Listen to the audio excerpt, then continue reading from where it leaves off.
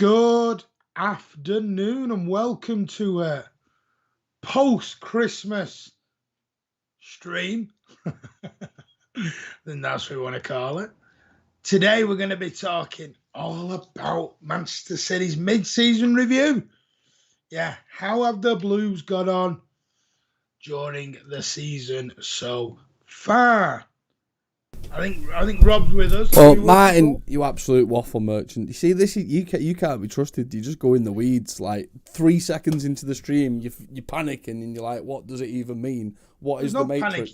Am I Neo or am I just one of the fucking? Am I the woman in the red dress? That's you. You can sit in a room all night swallowing red pills and you'll still be clueless."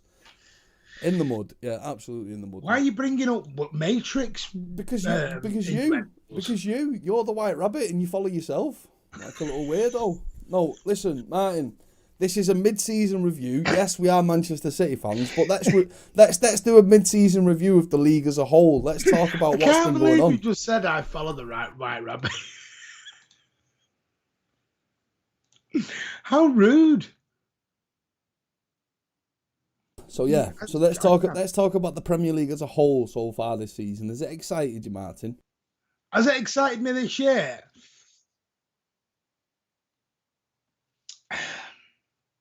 Blah blah blah blah. Yes and no. Yes and no. Bloody hell! I mean, are you the kind of guy that sits on a roller coaster with your ass looking like a smacked face? No, but do you think I got that backwards, ladies and gentlemen? With your face looking like a smacked ass. Do you think it's been overly exciting? I think it's been fantastic. I think it's been absolutely amazing. I think it's been a bit predictable. Just look at the top four; it's predictable. We're at the midway point, 19 games, and the top four, apart from Arsenal are the only shock, and that's because people have got games in hand. But the top four are generally the top four, and the bottom three we all thought it was going to be. I just want to point out to the ladies and gentlemen, right, the season so far, Liverpool have been to Old Trafford and absolutely dismantled the scaffold, yeah? Everyone does. Manchester City went to Old Trafford and did even better than Liverpool, even though we scored fewer goals. But, like, United didn't even have a touch of the ball. Manchester City have, like, beat Leeds 7-0 at one point. We've scored tons of goals against Arsenal, against Norwich. We lost on the opening day to Tottenham. It's been exciting, man. It's been very exciting. Players have come out the woodwork that you didn't expect to come out the woodwork, like Cancelo. Rodri's turned into a DM.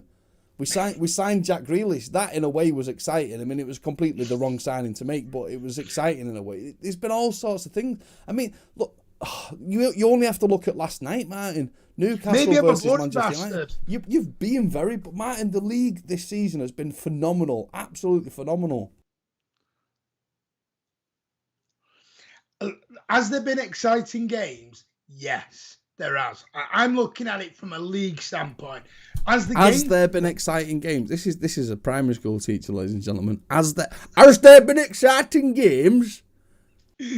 Hang on. I am not from Yorkshire.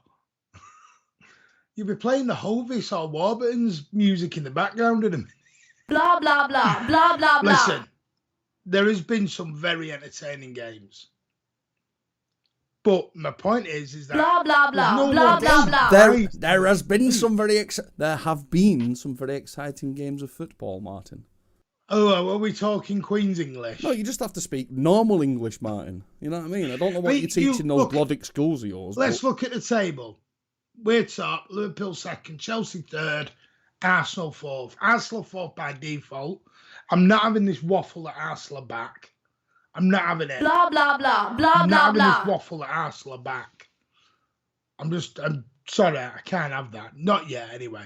United are where they normally are, seventh. And the bottom three. I tell you what, one of the main agendas of this season so far has been this level of arrogance that has been shown by our modern fans. You know, the ones that are only at their fifth ever game, but they're singing "You've seen the champions, now fuck off home." And now Martin's at it. With his level of arrogance. Sorry, little boy. Is it your first away game, little boy? Oh, that's so cute. Oh, you've seen City win away from home and you're being arrogant. Oh, did you used to support United or do you just like acting like United fans? Listen, don't you compare me to them.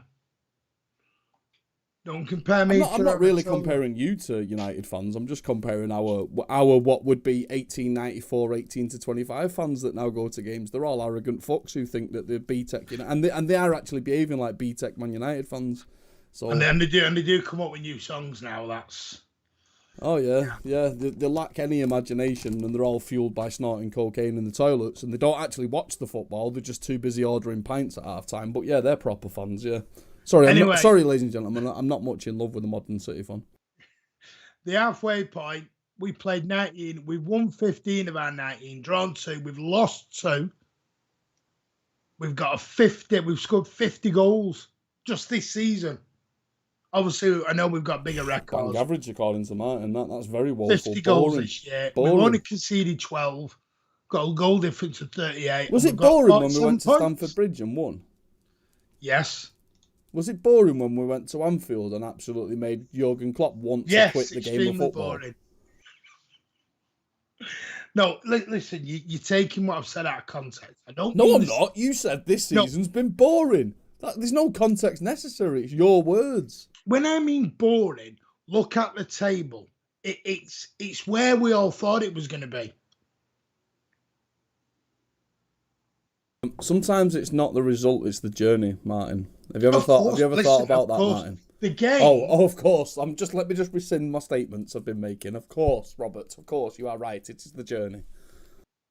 Listen, let's go. Was it boring when we won the league with 100 points? Was it boring when we won the league with 100 points because everyone knew we were going to win the league?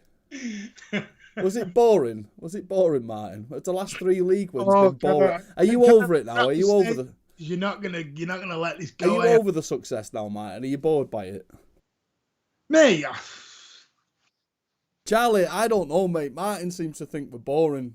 I don't get it. No, I never. This is the same Martin, by the way. The same Martin who the other week was being critical of Leeds fans who were on TalkSport calling us boring, and now Martin's doing exactly the same thing.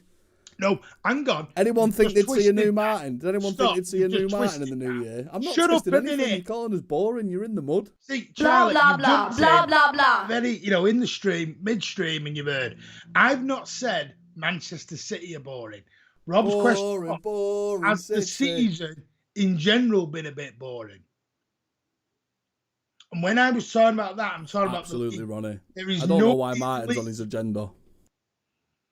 I'm just not going to speak here. Listen, there's no agenda. My point of the boring was there is no agenda. You called us boring. It could have been killed. We're not boring. Manchester City are far from boring. We're the most entertaining team in Europe. But remember, listen, it is great when we beat Leeds United 7-0 and we beat Arsenal 5-0.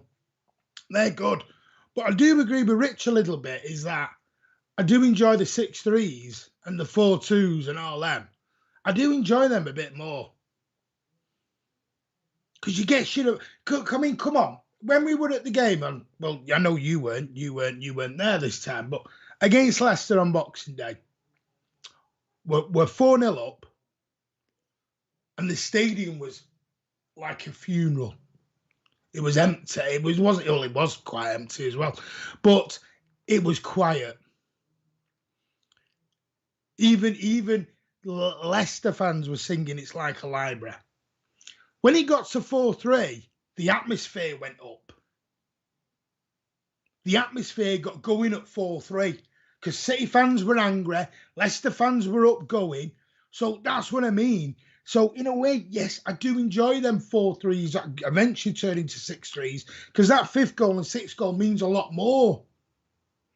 When you're 4-0 up and then you score a 5th and a 6th and it's 4-0, 5-0, 6-0, by the time you're at the 5th goal, you're a bit, it turns into a golf clap. But when it's 4-3, when you're 4-0 down, it's like, hey, up, there's a game on here. Here we go.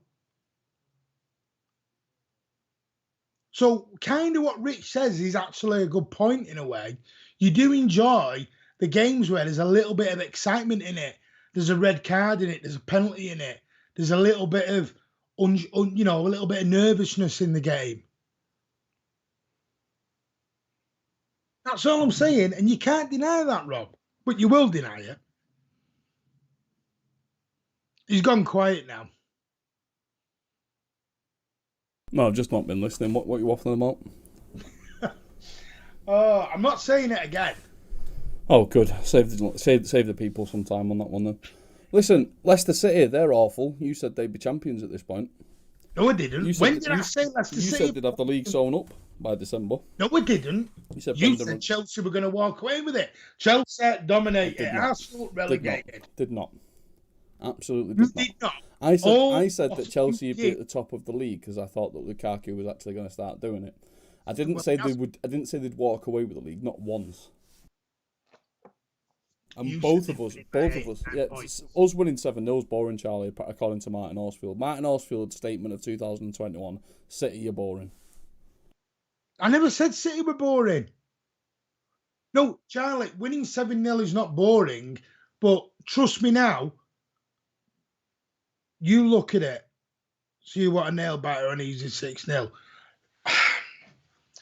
I did enjoy the Leicester 4. I did enjoy the Leicester 6-3 more than I enjoyed the Leeds. I'll tell you what, Martin. Since I wasn't part of that conversation in the Leicester game, and since you told me off air that you had things to say about that game, let's get into those things now. You break it down point by point, and then we'll discuss. But this is my point. So let's break that. Let's break the Leicester game down specifically, then, and talk about the Leicester game because it felt very much like the Leipzig game to me. I've never said we're boring. See, listen, I've never said why you sat there reading comments. You sat there. I've just started a new conversation with the Martin. No, I know you are, but can I just get this out now? Because you said it. You said Martin's statement of 2021. Well, it was your statement. I mean, anyone can go back to the start of the stream where you said that City you're boring and you'd rather watch Oldham. You said, has this Premier League been boring? And you said, yeah, it's been boring, especially City. No, I didn't say especially City. Why are you adding bits in? I can do what I want, Martin. I can make you sound however I want when I edit things. Right, the Leicester game. Everyone raved because we wanted to do happy clappy and City had scored 6 goals and everything else. And we did, and it was good. But I watched the game back a couple of times. And there was a few issues in that game. Defensively, I thought we were poor.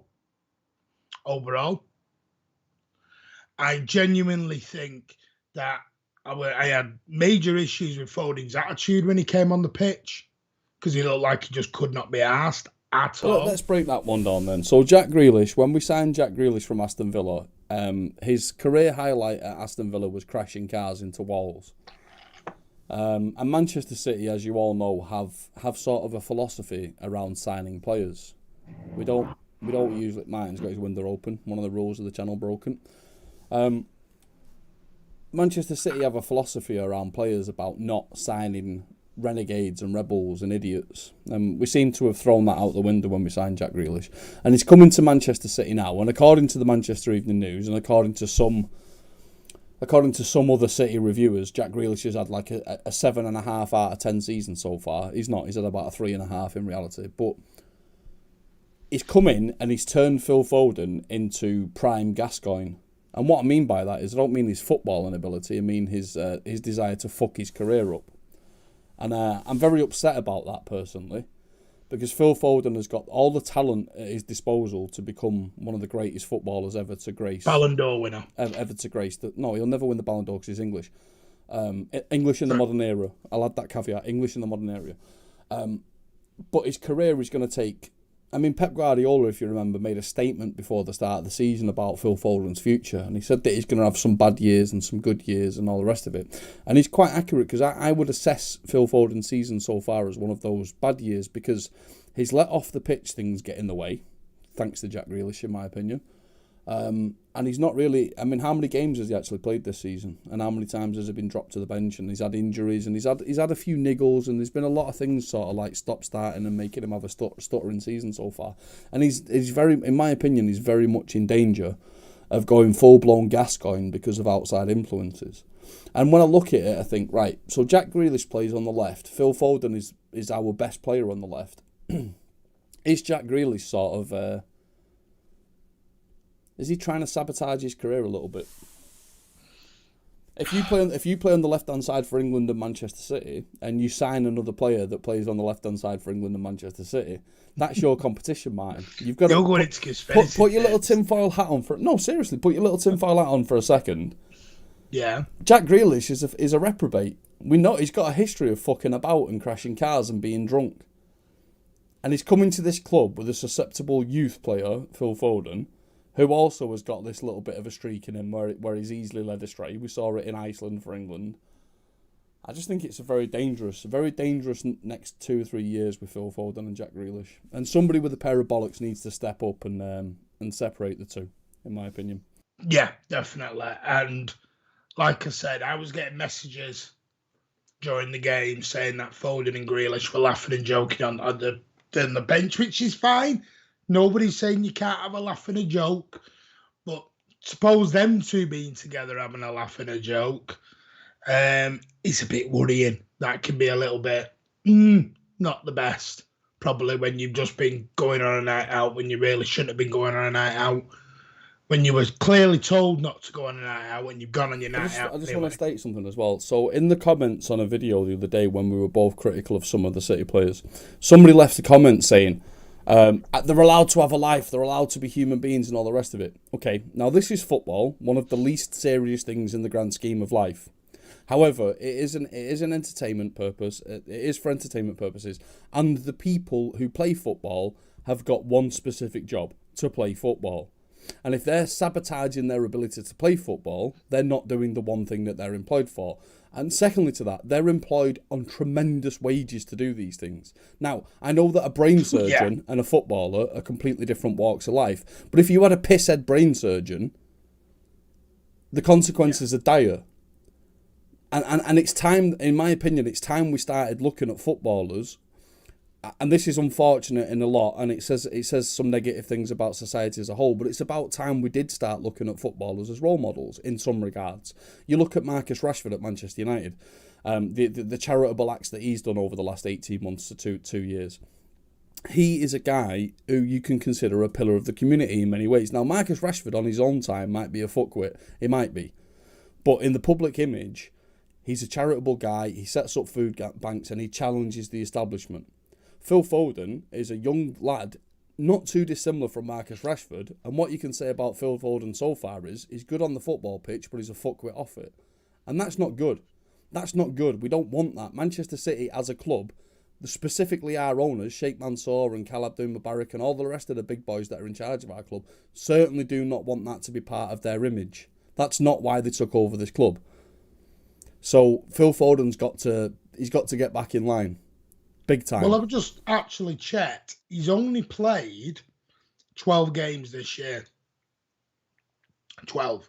Now, I know that's part of injury as well, but at the moment, he's not in the team through injury. He's in the team due to discipline. Or he's not in the team due to discipline issues. And trust me now, Pep Guardiola doesn't care who your name is, doesn't care how good you are. If you cross the boss, you will be put down. I don't know why I've got the Silverstone going through my house at the minute. All my windows are shut. Sorry about that.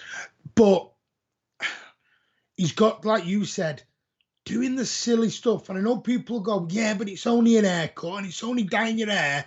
But he's literally doing the same stuff as Gascoigne. And he just needs... And like I said, I know he's been out injured. I know he's been out with little niggly injuries, but he has to come back flying. He's still a young lad. And it's great he's got clearly one of his best mates coming into the club and he's happy and he's got his mate around him. But you've already been done a couple of times with being a silly boy. Don't then continue it. Knock it on the head.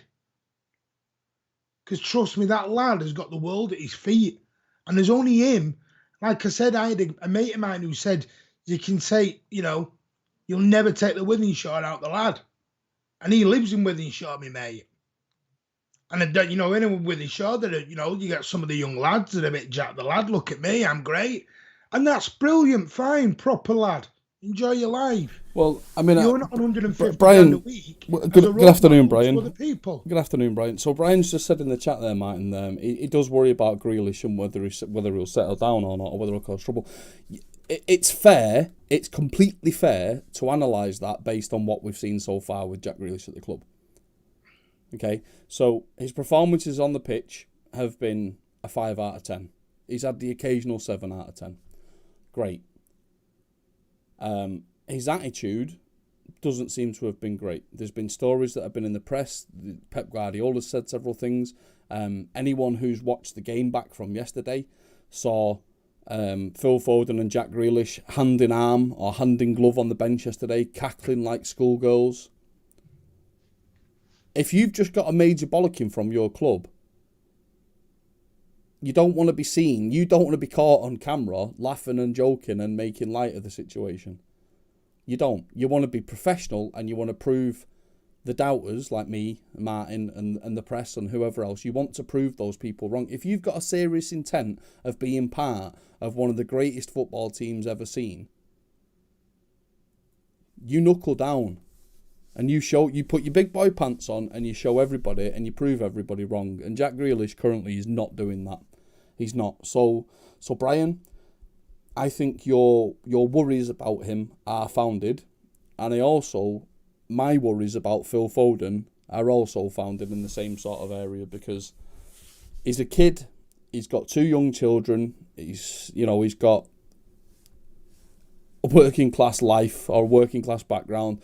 He's had money thrown at him. Like I said the other week, we did a programme the other week where I talked about Micah Richards having money thrown at him. Thanks for letting everyone. It's not an ASMR stream, Martin, so thanks for that. Everyone did want to hear you sip your drink there. Micah Richards had money thrown at him and he spunked it all away because he was a young lad, didn't know what to do with it. And Phil Foden is massively in danger of living the same sort of lifestyle, and that would be such a way. In 10 years' time, that would be the biggest waste of a career. And somebody at Manchester City needs to take action and get on top of this, because it is not, like I keep saying, Sheikh Mansour does not want this to be our club. That is not the image he wants to put. No. Adam, I think you're so wrong, mate. I think you're so wrong. How many times have you seen groups of young lads? Mob mentality is a thing. Ask any psychologist. Groupthink is a massive thing. Groupthink caused the Nazis to kill 6 million Jews, mate. It's not about the individual. No, seriously, it's not about the individual. It's about groupthink. This is what society does as a whole. A few articles on Facebook are the reason why there are idiots that don't believe the vaccine works. A few articles on Facebook are why people voted to leave the European Union on a false premise. It's called groupthink. It's called groupthink, and it's a very real thing. And Jack Grealish absolutely is a negative influence. Do you want to be a sheep or do you want to be a leader? There is, what you're going to look at. Now, let's not forget, because I was watching, obviously, when we signed Jack Grealish, and I'm not going to dig out Jack Grealish because I'm the opposite of Rob. I think that lad's got bags of ability. Whether he's going to be long-term for Manchester City, I don't know. Can't make that judgment yet. It's too early.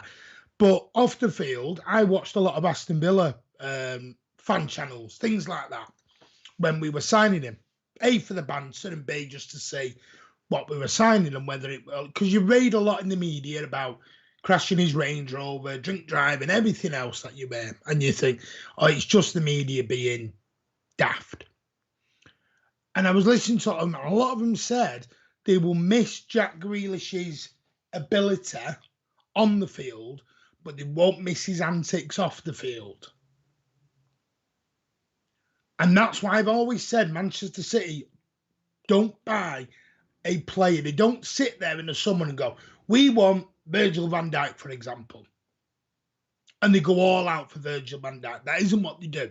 Manchester City look at a centre-back or a position that they want, and they have 4 or 5 players for that position. And they look at a profile.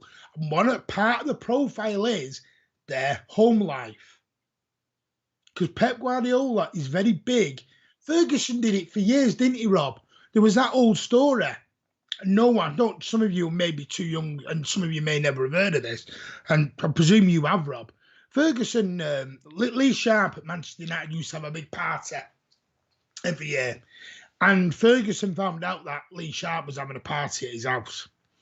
Ferguson was having a party as well. It is. He was having a soiree, wine, cheese, biscuits, that sort of thing. And he goes round to Lee Sharp's house and he shuts Lee Sharp's party down. Tells everyone, go home, party over, bye-bye. Goes back to his party. I agree wholeheartedly, Martin, and I think there's a few dissenters in the chat, Martin, and I'll just address that dissent now. Firstly, am I writing Jack Grealish and Phil Foden off? Absolutely not. We're not writing them off. I'm just talking about the current situation as it stands. Can they turn things around and can they make things right? Absolutely, they can. Why did we sign Jack Grealish if that goes against our philosophy? Maybe certain promises were made. Have you ever thought about that? Have you ever thought about Jack Grealish's people made certain promises to the club and at the minute they're still working that out? Have you ever thought that Jack Grealish's ability or potential or price, and by price I don't mean the £100 million ticket fee, I mean sponsorship, his worth to the club else. In sponsorships and all the rest of it. Maybe they papered over a few of the cracks. Maybe this is a long-term project. Maybe that Pep and his people are trying to work with Grealish to help him and all the rest of it. So there's many factors which we are not immediately writing off. No. There are many things that could come down the line. Definitely. And listen, Phil Foden has got the world at his feet. He's just got to, for his own sake as well. His missus isn't going to keep putting up with his rubbish forever. Hold on. Another point there from your king of your waffle makers. He's 26, potentially is not really a point. Yeah, that's why Mo Salah was tearing it up in the Premier League at 26. Oh, wait, no, he wasn't. There are so many players that come later on in their careers.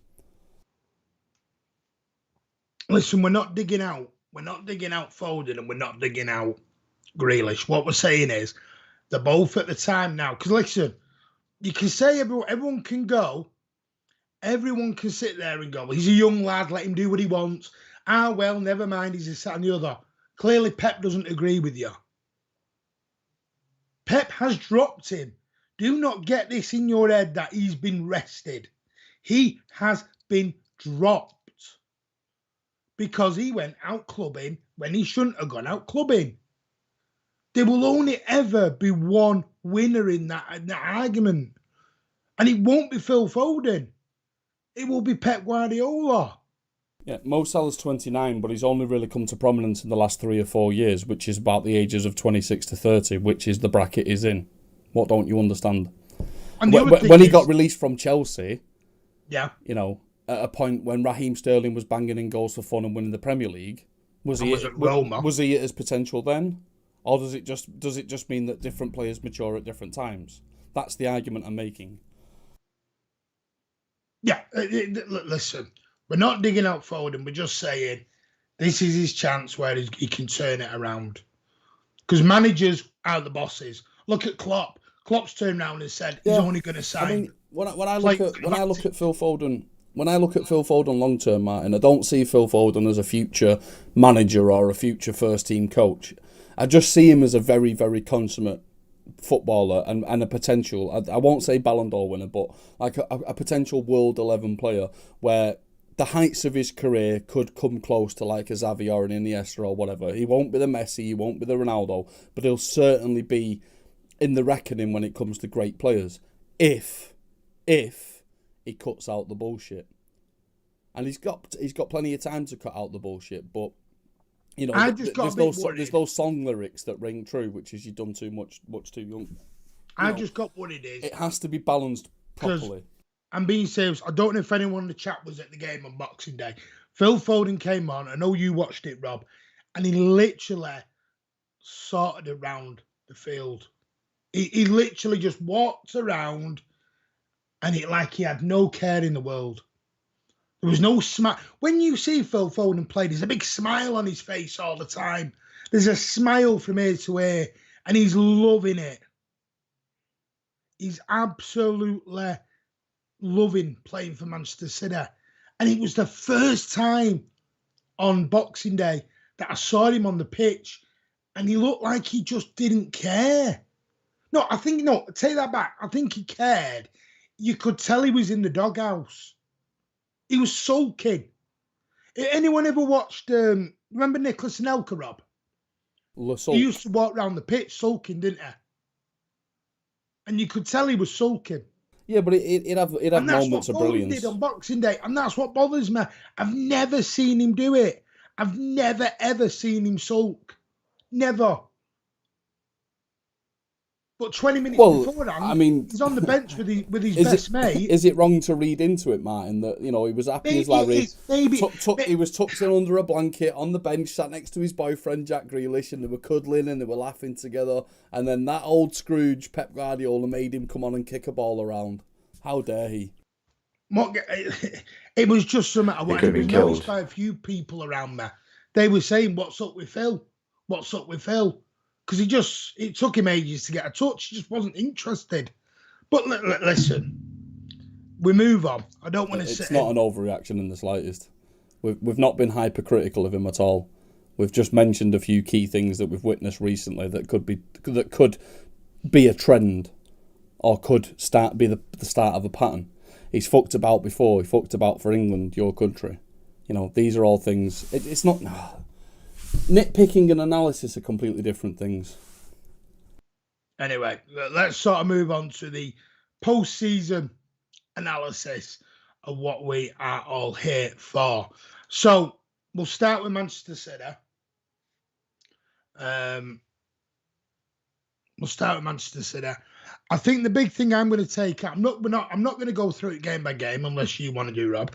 Don't want to go through it game by game. But I want to look, for me, on my side of it, I want to look at players. We're at the halfway point. We played 19 games. And I think there's a lot of players, for me, that have proved a lot of people wrong over the last sort of 3 or 4 months. Don't know if you agree on that, Rob, or anything, but like Rodri, for example. Right now, I don't think there's a better CDM in the league. There you go. Me and Andy traditionally might not agree on a lot of things, but he's actually just said something there that makes that's 100% fact, spot on. Foden and Jack needed a bollocking. Correct. That's all we're ever saying. Sometimes you need a bollocking and you get on with it. But I mean, for you, Rob, my big thing out of the 19 games so far, the big thing's Rodri. Me. Yeah, I mean, you said there, Martin, that you don't necessarily want to talk about each game individually, which is fine because we've already been over this. It's a road that we've already trod.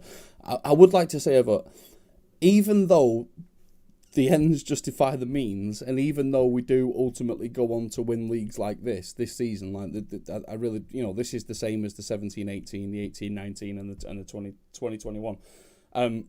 It still frustrates the hell out of me that we're never ready for the start of a season. It still frustrates the hell out of me. Now, that's nitpicking. Because losing the game at the start of the season doesn't mean you lose the league. It doesn't mean anything relatively. If you were a team that needed to win 10 games to avoid relegation, then losing your first game of the season might be a bad marker. But if you then go on to win, what have we won? 15 games in the first 19. It's relatively irrelevant, but it's still, to me, it's still something that's annoying that we never really seem. Yeah, of course. Yeah, Charlie, of course. Yeah, it wasn't the squad wasn't ready. The right players weren't in the right positions. There was 1,000,001 reasons why we lost, and we have addressed that. There was 1,000,001 reasons why we lost, and like I keep saying, it was relatively insignificant. It didn't mean very much at all. But it's still something that annoys me because when we win a league. And we look incredible doing it. The 17-18 season especially, just like absolutely incredible. But then we come into the start of the next season and we look like we're relegation fodder for the first game. It annoys the hell out of me. So...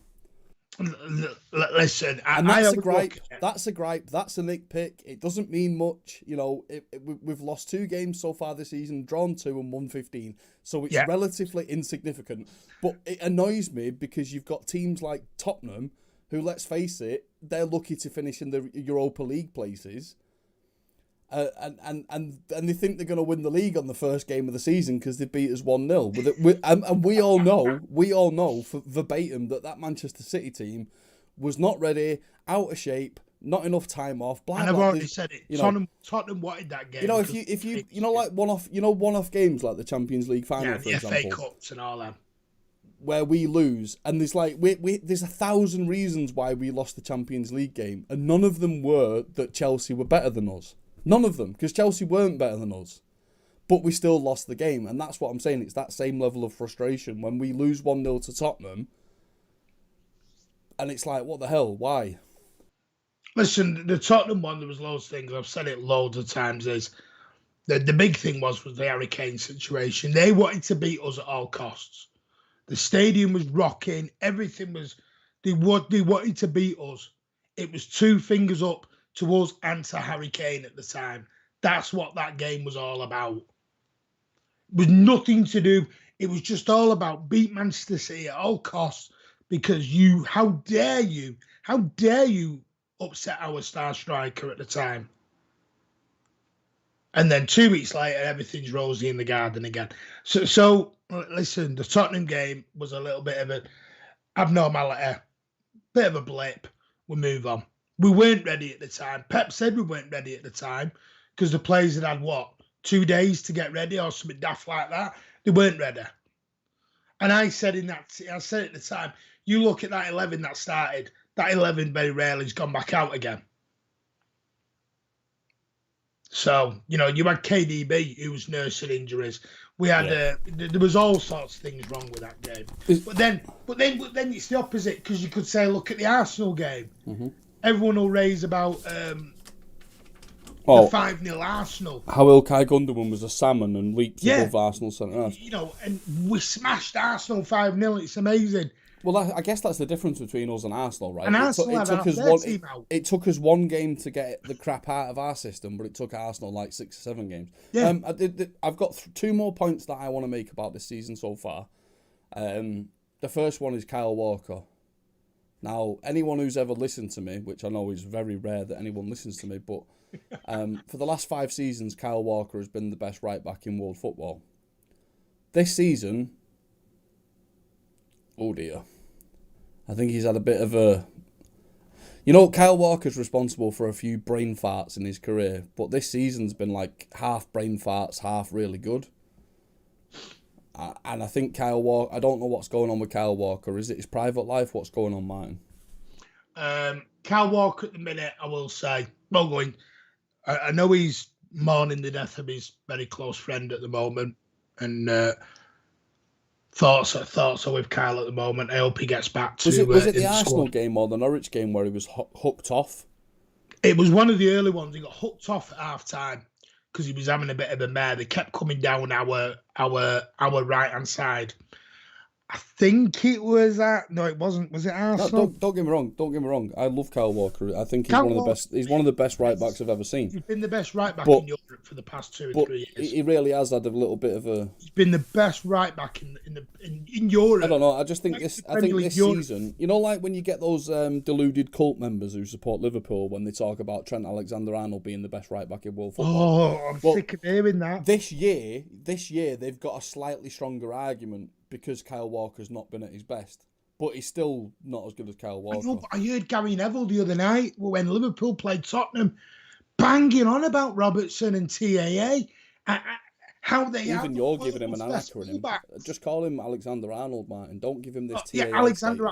All I've heard about is how they're the best fullbacks in world football, and they're not fullbacks, they're wingers, and they have to be fullbacks when Virgil van Dijk plays, and when Van Dijk plays, they become wingers. And nobody's better. Get up. It's waffle. I know it's total waffle FC. Talk absolute crap. Yeah, so that's my second talking point though is about Kyle Walker and yes, I am aware that he's had some personal tragedies and he's had some problems off the field, but I hope that everything comes good for him in the second half of the season because, like I say, Kyle Walker's been phenomenal for the last 4 or 5 years. Can I just say and I hope that he brings it back into line after Christmas. Can I just say on that, and this is to every fan, not everyone in the comments because everyone's different, but to all the fans. Because I hear a lot of waffle on social media. I heard some absolute idiot slag off Edison the other day and said Leicester were the worst team we've ever played. It was like, what are you watching? Absolute dick. Sorry for swearing, but I Well, can't. don't I forget, can't Martin, call they're it not anything watching the else game. other They're than a snorting dick. cocaine in the concourses, so they You don't know, actually know. Edison's one of the worst. Like, give up, you absolute wallet, absolute merchant. But for me, can we remember some of these players are human beings? I know we look at them and we think because they're on $300,000 a week and they're superstars. They have emotions. They have families. They have friends. Nathan Ake played in the Champions League against RB Leipzig, scored on the day his dad died. These men are what they are. They are men. Can we remember they are men? They have feelings. So yes, I know I do it. Rob does it. When we're sat there at the side of the pitch going, does she take it up the you know what? Well, Martin, it's because That's still there's someone's like I said, this is why I made the argument before about brain surgeons. There's a level of expectation when it comes to professionalism. Now, the day my mum died, I had a business meeting the next day. And it's I'm sorry, but in my line of work, Martin, a business meeting is not something I can miss. So I just have to put it to one side and deal with it as professionally as I can.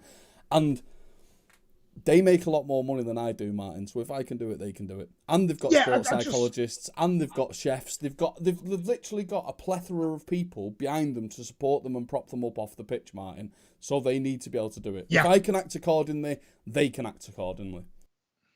I will say we're going to move on to somebody else who I think has took a lot of criticism from me, and Rob at times, major criticism from me. But on Sunday, Nathan Ake didn't find out his dad passed away until after the game, but he still knew that his dad was terminally ill. He knew he was dying, Nathan. He was very ill anyway. It was a matter of when, not if. Unfortunately for Nathan. So that's my second point. My third point, Martin, before you get into your points, is John Stones. Back on this one. John Stones categorically is the best centre-half in world football. And I will not have anyone calling me a waffle merchant, an idiot, or any of the rest of it.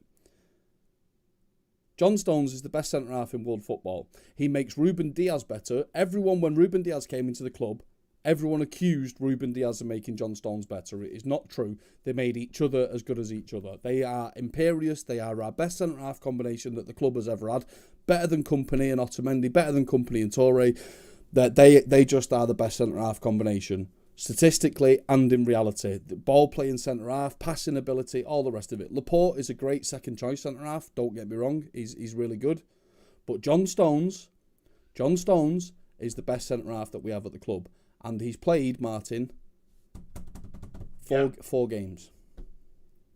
Is that all he's actually played this year? I thought he played more. Premier League, 4 Premier League games. As it turns out, it's relatively irrelevant because we're top of the league, 6 points clear of Liverpool. But what is the future for John Stones? Well, he's just signed a new contract last year, didn't he? It doesn't mean anything. What's the future? I'm not asking you what's on paper. I'm asking you in reality. What's happening? This is my prediction. I think... Oh, no, sorry. I immediately have to come back at this. Stephen Dempsey said, John Stones, don't talk stupid. Stephen, you're still using that mid-90s badge, which is an abomination on this football club. Get it changed. Secondly, statistically, John Stones is the best centre-half at the club. Look at the numbers. Next. For me... John Stones will become the number one partnership with Diaz because genuinely, I think Laporte will leave in the summer. That's just me surmising. I've not heard anything or anything. I'm just guessing. I think Laporte's playing at the moment because of last season, because there was a lot of... We saw Laporte made a lot of comments. Laporte made a lot of... innuendos and made a lot of comments and sort of hints that he wanted to leave and he wasn't happy because he wasn't playing. And if you remember, Rob, I said to you a few weeks back, I said, is Laporte just playing now to keep Laporte happy? And Stones is just having to be the fall guy. Because you're never going to drop Diaz. You're never dropping Diaz. Never, ever. You'll rest him for the occasional game, but you'll never drop him. You'll never, ever drop him. You know, So for me, it is always between Stones and Laporte. I think Stones is fine. I think Stones will be here long term. Laporte, I don't think will be here long term. I genuinely don't. And that is just a complete and utter guess. I don't think the guy will ever be happy now, Fuller. I've not seen him done what Bernardo's done. Bernardo wasn't happy in the summer and he's done a complete 360. Not 180. He's done a complete 360 and turned it around and completely gone the other way. And he's playing with a smile and he's loving it. I don't see that fully in Laporte still. So I think John Stones, your boy, will be fine. I genuinely do think he'll be fine. And Laporte, unfortunately, does still have a bit of a gaff in him now and again. We saw it against Leicester. And I know you can't, he slips and footballers slip. I get that. But, you know, I mean, I don't know what's going on with John Stones at the minute. There's rumours, and I'm only saying there's rumours that there's one or two players got COVID at the moment. So we don't know. We'll find out. There was no press conference today. Apparently they did it after when they did the post-match for Leicester. That's when they did the Brentford. Hold on. I almost wish we had the ability to run straw polls in this, but I'm too lazy to set it up. Stephen, I don't want to pick on you, mate, but Laporte is so much better. We are top of the league because of him and Diaz. Oh, dear. Press 1 if you're in agreement with Stephen. Press 2 if you're not. Laporte is a liability. I'm sorry, Laporte's a liability. I mean, Rob, do you see Laporte as being the long term, or do you think it's just not at all? Not at all. I think. Listen, when Emirates, and this is the thing. I don't want this to be about Laporte bashing because it's not. When Emirates Laporte joined the club in the January, it was incredible, and he still is really, really good. The problem is that we've got better centre halves than him. That's the issue, Martin. He's very, very good. He's very, very good. Don't get me wrong. Emirates Laporte would walk into every other single Premier League team. Every other Premier League team. But we've got better. So that's the problem. You remember, we have got a squad and we've got a B and a C team. And sometimes, that squad doesn't always live up to its standard and everything else. But remember, we've got Nathan Ake. Nathan Ake'd walk into probably 15 or 16 of the Premier League clubs tomorrow. So we've got an absolute abundance of riches at our disposal. So, there's other areas we need to look at. We've got a CDM we're going to need to buy. We're probably going to need to buy a left back. And I know me and Rob have had our big thing on this, but we will.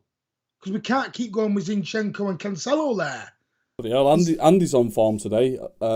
He doesn't think that Laporte's a liability, which there's contentions about that between my opinion and his opinion, but he is bang on when he says that Stones and Diaz is a better partnership. It is.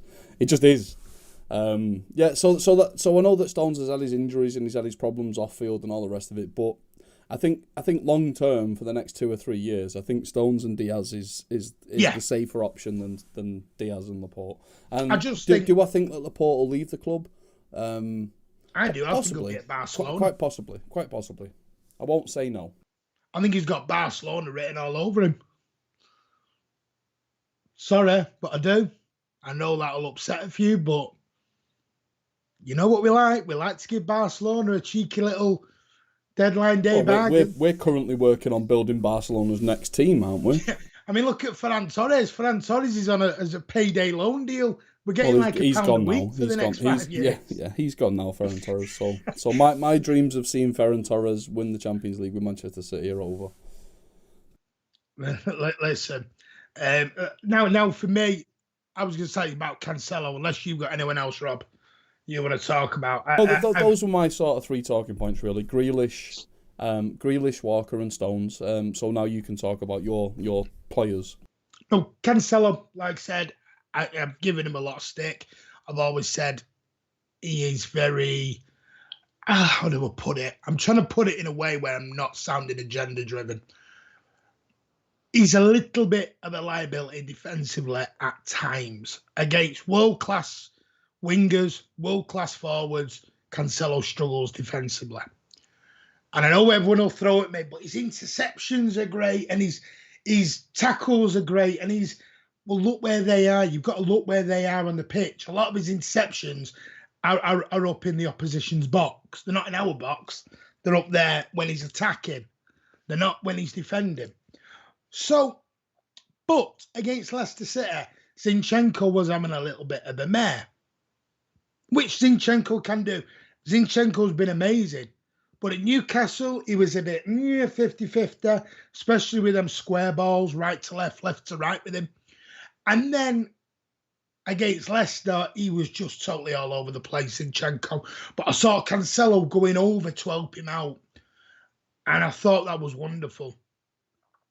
I see Diaz giving Cancelo a bollocking, and then I saw it over, and Cancelo's going over giving Zinchenko a bollocking and helping him out.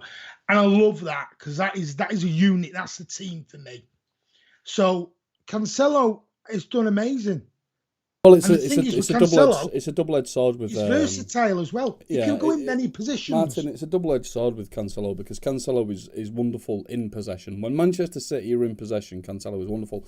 And I want to add the caveat, by the way, that Manchester City, more than not, are in possession. So the defensive side of our game is less of a worry than it's ever been, really.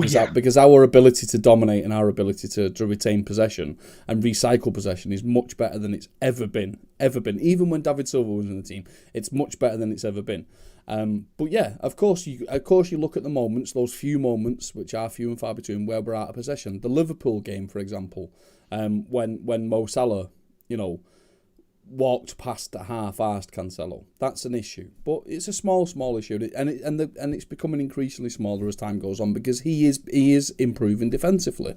At first, defensively, he was woeful, but he is improving. I remember. See, I was a big fan of Danilo a couple of years ago, if you remember back to Danilo, and when we replaced Danilo with Cancelo, I thought, what have we done here? We've shot ourselves in both feet.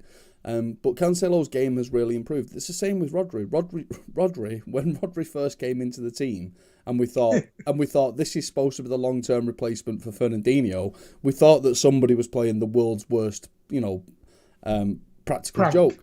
Yeah. But Rodri's come good. So, so I'm fine with that. Right. So I just want to address a few things from the chat. So Charlie said a few minutes ago, he said it a couple of times actually, there's not been a press conference today. Why is that, Martin? They did it after the Leicester post-match. Okay. Because of Christmas and that. And I also believe there are, I don't know who, but there are rumours of being some COVID issues at the club at the moment. Okay, so hopefully that answers that question, Charlie. And Roman said, did we listen to Pep's interview when he chose some words? He said he wouldn't sign us. Yeah, I did read an article and I did hear Pep Guardiola say that. He also said we would never spend under $1 million. Yeah. Now there's a couple of ways of looking at this. One is is double-edged words, like for example the crocodile tears with Sergio Aguero, and the other one is as well, if we are to take him verbatim and we are to take him at his word, I'm very concerned because although Manchester City are currently 6 points clear, we're still in the Champions League, we're still in the FA Cup. I don't think there's a City fan out there that could possibly deny that if we signed Haaland in January, we would absolutely smash the Premier League by March, smash the Champions League and smash the FA Cup. We would absolutely just destroy all three competitions. So I'm still holding on to a vein of hope that we still will do the Haaland deal in January. But you are quite right. Pep Guardiola's words make it seem less and less likely. And I actually think it's silly of the club to pass up on doing it. I do think it's silly of the club. If we don't sign Haaland in January and we sign him in June or July, in the summer transfer window, I do think that it's an opportunity missed. Because let's face it, if Haaland, I think it's silly for Dortmund. Well, yeah, there's a lot of things we can discuss about this, and we will get into it. But I think if we sign Haaland in January, he gets Champions League football. That's benefit number one. He becomes the highest ever paid Puma athlete, number two. And he goes on to win the Champions League. Exactly. It's looking less and less like that it's happening in January, but it would mean that we would wrap the Premier League up by March. We would smash the Champions League and smash the FA Cup. We'd be that disrespectful Manchester City that everyone keeps calling us. But For me, there are still way more pros for both clubs, for the selling club and the buying club. Even if we had to pay 130 million or 160 million, doing the deal in January means that he beds into the club, even if he doesn't immediately come good, even if he doesn't immediately start smashing down walls in the Premier League. It gives him more time to bed into the league for the next season's, title charge. If we sign him in the summer, it's going to be a very fragmented season next season because of the World Cup halfway through it. This nonsense about Haaland does not want to go to Spain in the slightest. Just ignore that, Roman. That is absolute complete paper waffle. He's absolutely coming to the Premier League. He's probably absolutely coming to Manchester City, but it's a case of when. It's the January or the summer. And yes, Pep Guardiola's words do allude that it is more likely to be the summertime, but there is so many advantages to signing him in January compared to waiting until the summer, in my opinion. Martin? In the summer, it's 65 million quid. No. Opening salvos at 65 million. Yeah. Well, legally, a club can talk to them at 65 million if they bid that. Obviously, it will go higher. If you're Dortmund, I think what the issue is, what Rob is always alluded to, is Manchester City will not be the only club in the summer at 65 million. Manchester, you're even going to get Roma's and Manchester Milan's. United, Barcelona even, Real Madrid. Because trust me, don't get into this thing of Barcelona have no money. They had a loan. They borrowed money on their future... what's it called, on their future intake of sponsorship and money and all that. So they borrowed, I think, was over 800 million. So they have got money. And they're trying to rebuild, as Laporte said, within 1 or 2 years, they'll be back to where they want to be. And I've no doubt in that, because they will. Barcelona will get back to where they want to be. So, Barcelona will be involved. Bayern Munich will be involved. Manchester United will be involved. Chelsea will be involved. Because at 65 million Can I give my reasons again, Martin, as to why those transfers... Can I give my reasons as to why those transfers don't make sense? Barcelona needs 6 players. Even if they do get financially creative, they can't pay Haaland. They can pay Haaland's transfer fee, but not the wages. Bayern Munich is a sidestep for Haaland. Haaland has made it abundantly clear that he wants to play in the most competitive league in Europe. That's the Premier League. By a mile. By an absolute mile. Manchester City have got the finances to take the Haaland deal all the way to about 250 million without even breaking the sweat. Bayern Munich would never break their club's wage structure, even for a Haaland, and it is a sidestep. Bayern Munich's future is already secured in Gnabry and Sane and a bunch, and Kimmich and all these other players. It's not necessary for Haaland to go to Munich for Munich to continue to dominate. It's just not necessary. The Italian clubs are out of the reckoning because why would he want to go to Italy? And you've also got to remember the big thing is Puma are trying to negotiate to sign. Stephen, mate, you're having a mare. You're having an absolute mare. He is. Listen, for me, if Puma get Haaland to sign for them, then it is Manchester City. If Puma get Haaland onto their deal, and I think his deal with, is it Nike or whoever he's with now, that expires at the January. end of January. So we will know by the end of January. If it doesn't come in January, if he signs that Puma deal in January, then he's coming to Manchester City, because Puma are trying to get up there with Adidas and Nike at the moment. They are trying to be up with the big boys. They're trying to pull it all back. So Puma at the moment don't want to be in Sports Direct. They want to be in JD Sports and all the top sporting brands. They don't want to be in Sports Direct. And I'm saying that a bit of tongue-in-cheek. I know JD Sports. Yeah. But you know what I mean. They want to be up there with the big boys. Now, a Haaland deal, because everyone will go, Manchester City won't pay that kind of money. Yeah, but don't rule out Puma doing some sort of deal with them. And it would just spark it all. Imagine it, Haaland on a billboard for Puma in a Manchester City shirt. Mm-hmm. Listen, I just want to say about Haaland's technique and footballing ability. Haaland can play fast, he can play slow.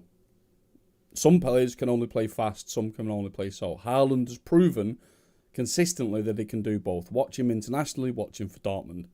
Haaland didn't do anything against City.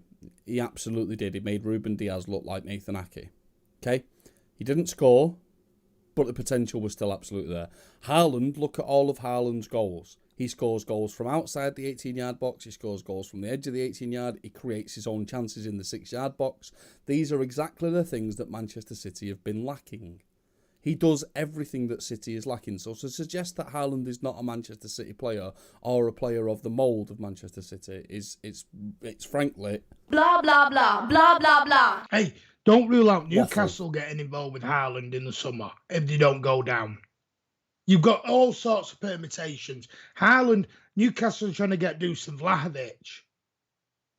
So, and we had that confirmed by a lot of Newcastle. Don't listen to me. Don't listen to me talk. Don't listen to Martin talk. Just go and watch any highlight reel or any extended footage or any full match of Haaland playing, be it for his international team or for Dortmund. He is the complete player that would complete the package of Manchester City. For me, to argue any differently means that you don't understand football. If Manchester City don't go in for Haaland, now according to the MEN, I know we're not believing sources, but according to the MEN, or the MUEN, as people want to call it, and a load of other sources to do with Manchester City, Sam Lee and everything else, Manchester City's number one target is Haaland in the summertime. Me and Rob are just trying to bring it forward a little bit to January because, why wouldn't you not want to do that? You always want to open your Christmas presents early. What I'm saying is, though, is get it done early. Everyone says we are after Haaland. That is the deal we're trying to get done. And I'm telling you now, it is... Dusan Vlahovic is an amazing striker, don't get me wrong. But for me, he's a Tottenham, Arsenal level striker. Don't mean that in any disrespect. He's scored amazing goals in Italy. Don't get me wrong, he has. But to me, the jury's still out on Vlahovic. Not seen him do it in the Champions League yet. I know he's with Fiorentina and they're not in it and everything else. I know that. But I've seen Haaland do it for Salzburg, RB Salzburg, against Liverpool at Clanfield.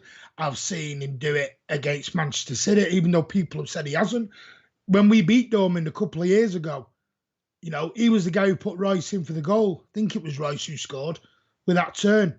And also, let's give Diaz a little bit of credit because Diaz defended him very well that night. Sometimes you've got to realise we've got world-class defenders as well. So, for me, Haaland has to be Haaland. And if it's not Haaland at 65 million, don't forget we love release clause. We are release clause FC. Then who is it? Where is our ambition? You can't bitch, cry and moan about not having a striker for 2 years. And Pep has already alluded, they will buy a striker. Don't you worry. Then who the hell is it? Who the hell is it? It can't be anybody else. It has to be Haaland. All roads go to Haaland. Has to be. Can't be anybody else. You're saying Vlahovic, but if like I said, to me, he's not a top level player yet. Maybe I've not seen enough of him. But why would you want to go and spend 70, 80 million on Vlahovic when you can get Haaland for 65? It just, Spain, fair enough. If Real Madrid want him and he wants to go to Real Madrid, fine.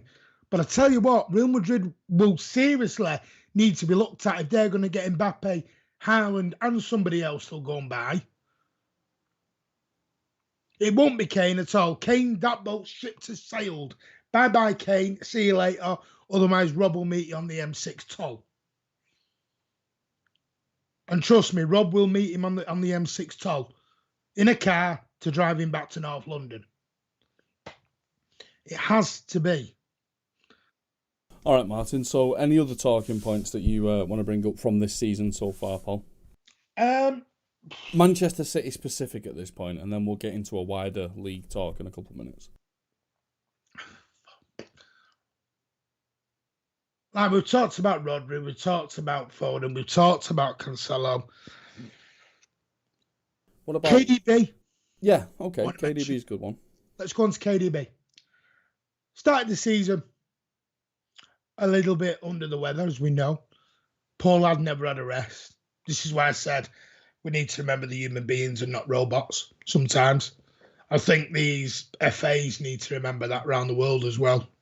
But Roberto Martinez does what he always does and puts his country first.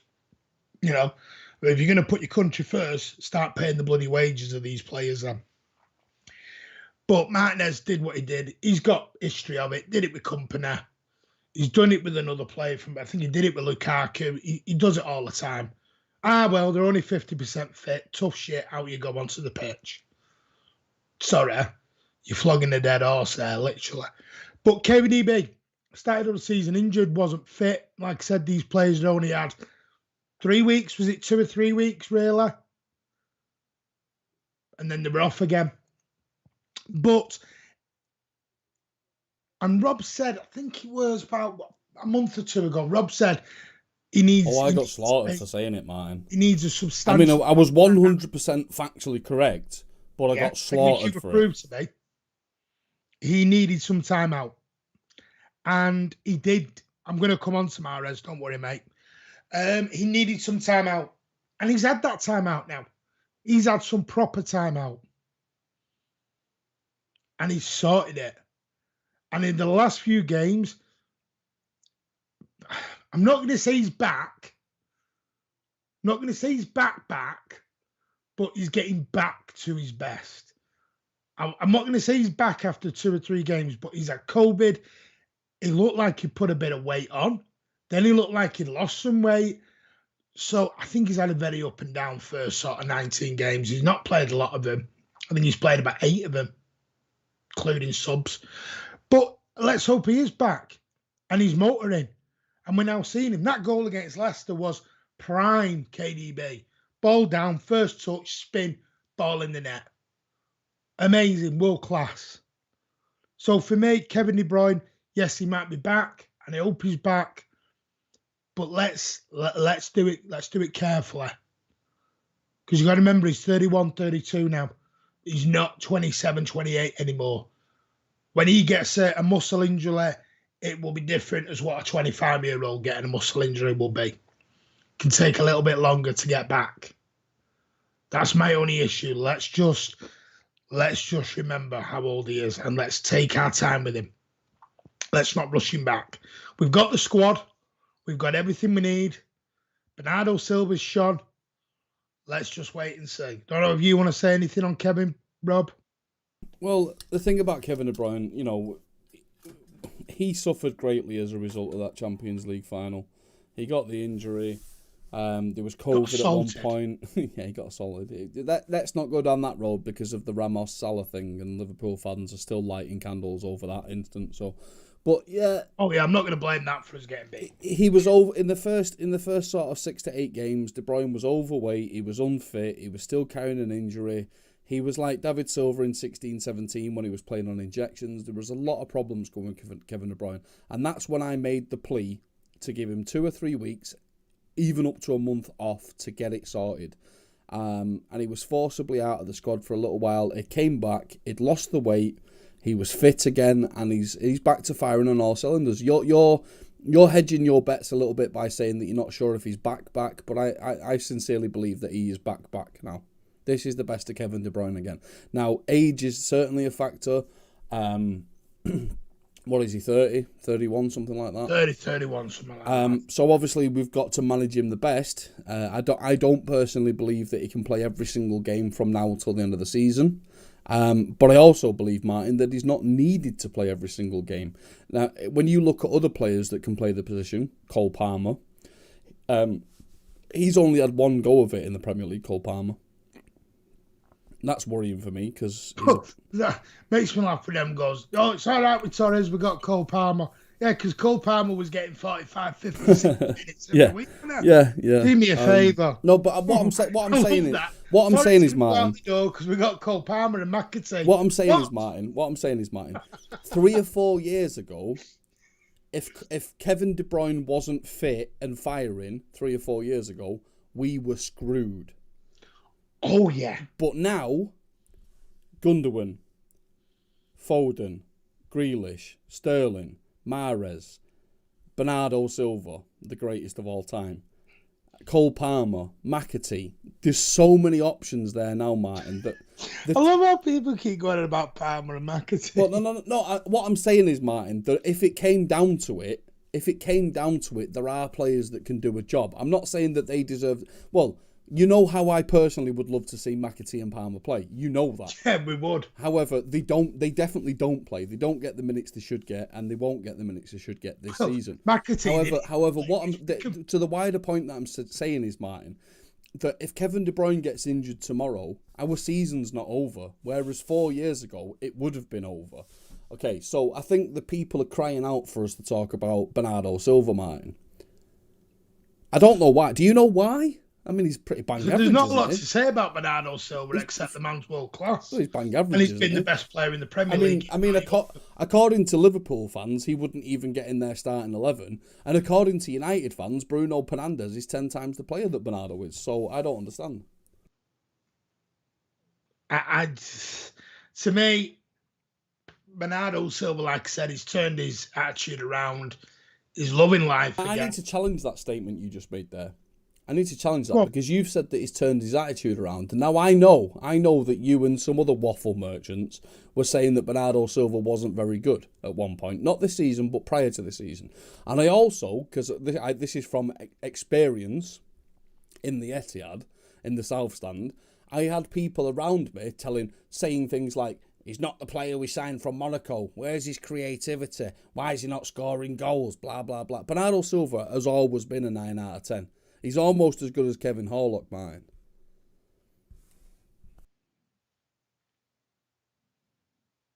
This is where we're going to have our interlude. See you in 15. No, I'm only joking. I can't even go anywhere when you just compare him to Kevin bloody Horlock. Well, I don't know what you mean. Kevin Horlock's the greatest midfielder we've ever had at City. And Bernardo Silva's pretty good as well. Yeah, and Jamie Pollock was also amazing. Carry on. I thought you were Jamie Pollock. I've never scored the world's greatest home goal. But anyway, getting back to Bernardo Silva, where would City be without Bernardo Silva this season, Martin? Third? Top 4. Won't be top. Let's put it that way. That man, do you know when you have an engine in a car? You know when you have like your Bugatti Veyrons and your Ferraris and everything else? And they do break down from time to time, but you always know that the engine is top notch. We are that Ferrari, and Bernardo Silva is that engine. He's the engine that turns the cogs. He turns Gundogan. He turns Rodri. Said this before. Well, yes, and this is where Rob the statistician needs to come in. Okay, so Manchester City win percentage with Gundogan and Kevin De Bruyne playing the midfield. We have done a video on this. With Fernandinho was 53%. That was the win percentage.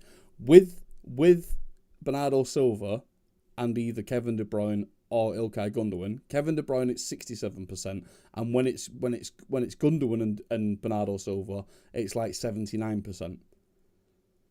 That's the difference. That we did a video on this, and it proved that. That is the difference between Bernardo Silva and no Bernardo Silva. Now, when I say his attitude, Rob... I believe that from all the videos I saw as a chat, and Stephen, this is a joke now, by the way, I believe that from the videos that I saw when I was a kid in black and white, Colin Bell was an excellent midfielder. However, I also know is that nobody knows who he is anymore, and when he tried getting in his own stand at the Etihad, he got rejected because the bouncers didn't know who he was.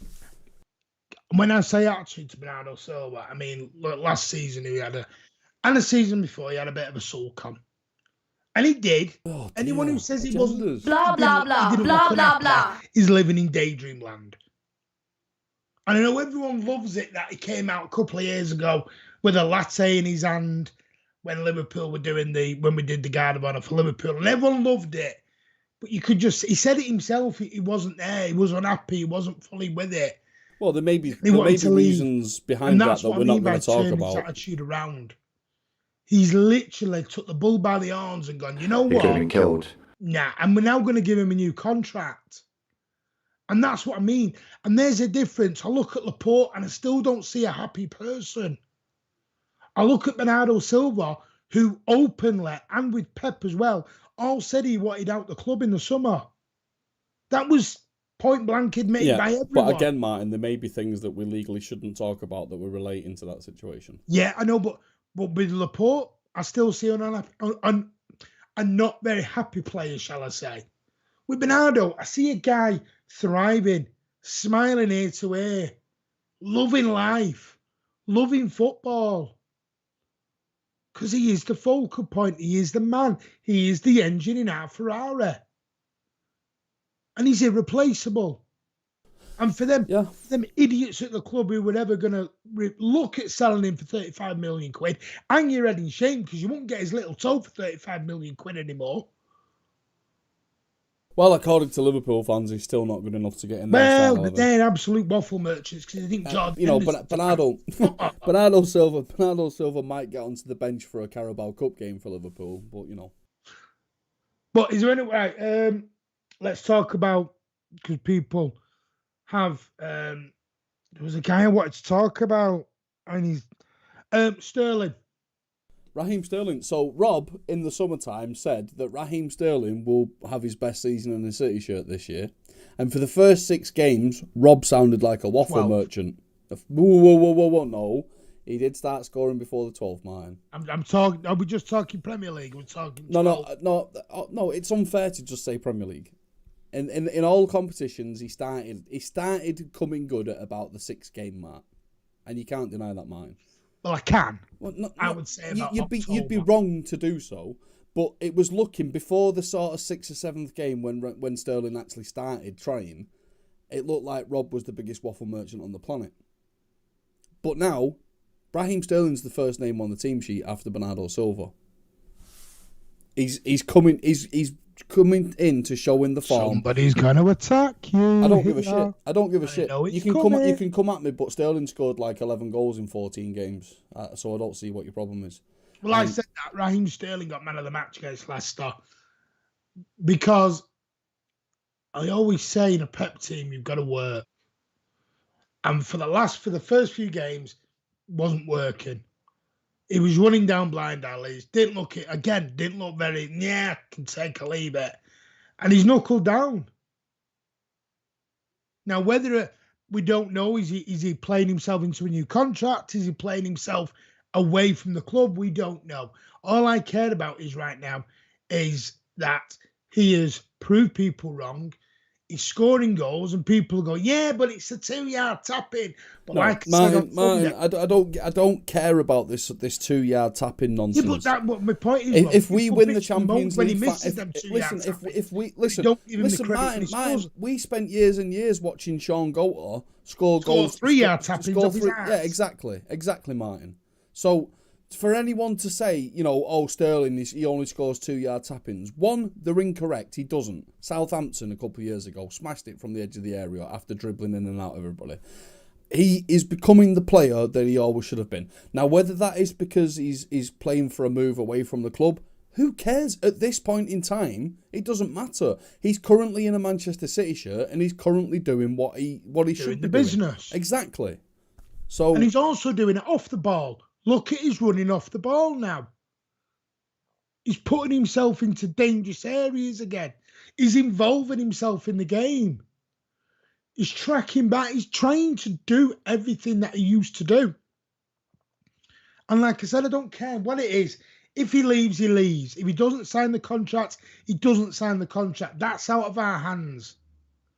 We can't dictate or determine what the club value his money at. Yeah, absolutely. But as it currently stands, he's a Manchester City player and he's doing the business. And we get behind him. He's doing the business, and people need to start putting respect on Raheem Sterling. Listen, the only thing I'm going to say on this, after losing Sané and Torres, I've come to the conclusion players will leave this football club. I just wish them all the best and see you later. But while they're in a blue shirt, they get my support.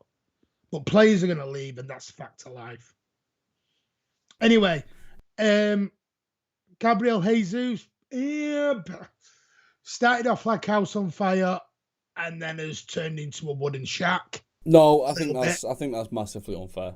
Do you not think he's gone off the boil the last few? I think what you need to do is he's not played a lot. I'll give him that. Yeah, you need to look at Gabriel Jesus and Riyad Mahrez, and I think that at different points during the season, They've both done exactly what's been required of them, man. Are you saying Mahrez has played Jesus out the team? A little bit. But That's listen also to what I'm saying. Okay, for the first 5 or 6 games, Gabriel Jesus was the first name on the team sheet, right? Look what he did against Norwich. Look what he did against Arsenal. He was brilliant. Well, we came out and said he'd had one of the biggest assist records this year, the way he started the season. And then he sort of fell off a little bit, and Riyad Mahrez came in and picked up the slack. I think they've both done exactly what's needed of them. They've both been the rotational players we expected them to be, and they've both pulled the trigger when necessary, Martin. I think both of them are about an 8 out of 10 for the contributions they've made so far. I really do. No, that's what I'm saying. They've done exactly what's required of them when required of them, Martin. You can't fault them. I'm just saying maybe lately, and maybe I'm being a bit unfair. Gabriel Jesus and Riyad Mahrez, neither of them has had a stinker this season. Neither of them. They've both played well. Mahrez is our top goal scorer, and I think Mahrez has done more than okay this year. He's been a lot more involved. Like I said, he's done 3 things. Started off the season a bit sloppy, a bit Mahrez-y, but predictable. Was going to come down the right, turning on his left, and then every defender Drop knew his shoulder, smash the ball into the first defender. And then he stopped doing that, and he went back to being simple. I don't want to say simple Mahrez, it sounds awful, that. But he started doing the simple stuff. Passing the ball, blah, blah, blah. yards, making the run. Sorry, Martin. For many, many, many years at Manchester United, Alex Ferguson had a squad full of players that did the simple things very, very well. Yeah. Could you accuse Gary Neville of being a world-class right-back? Could you accuse Phil Neville of being a world-class left-back, right-back, auxiliary player? Nicky Butt. There were so many players in that Manchester United team that just did the very easy things incredibly well. Steve Bruce, never been... He was Solskjaer. Yeah, Solskjaer, yeah. Okay, and that is what got them sustained success, Martin. Do you know who else, actually? Sorry to interrupt you, but there's somebody else at Manchester United who did it week in, week out and was lauded as one of the best forwards ever, was Ruud van Nudelberger.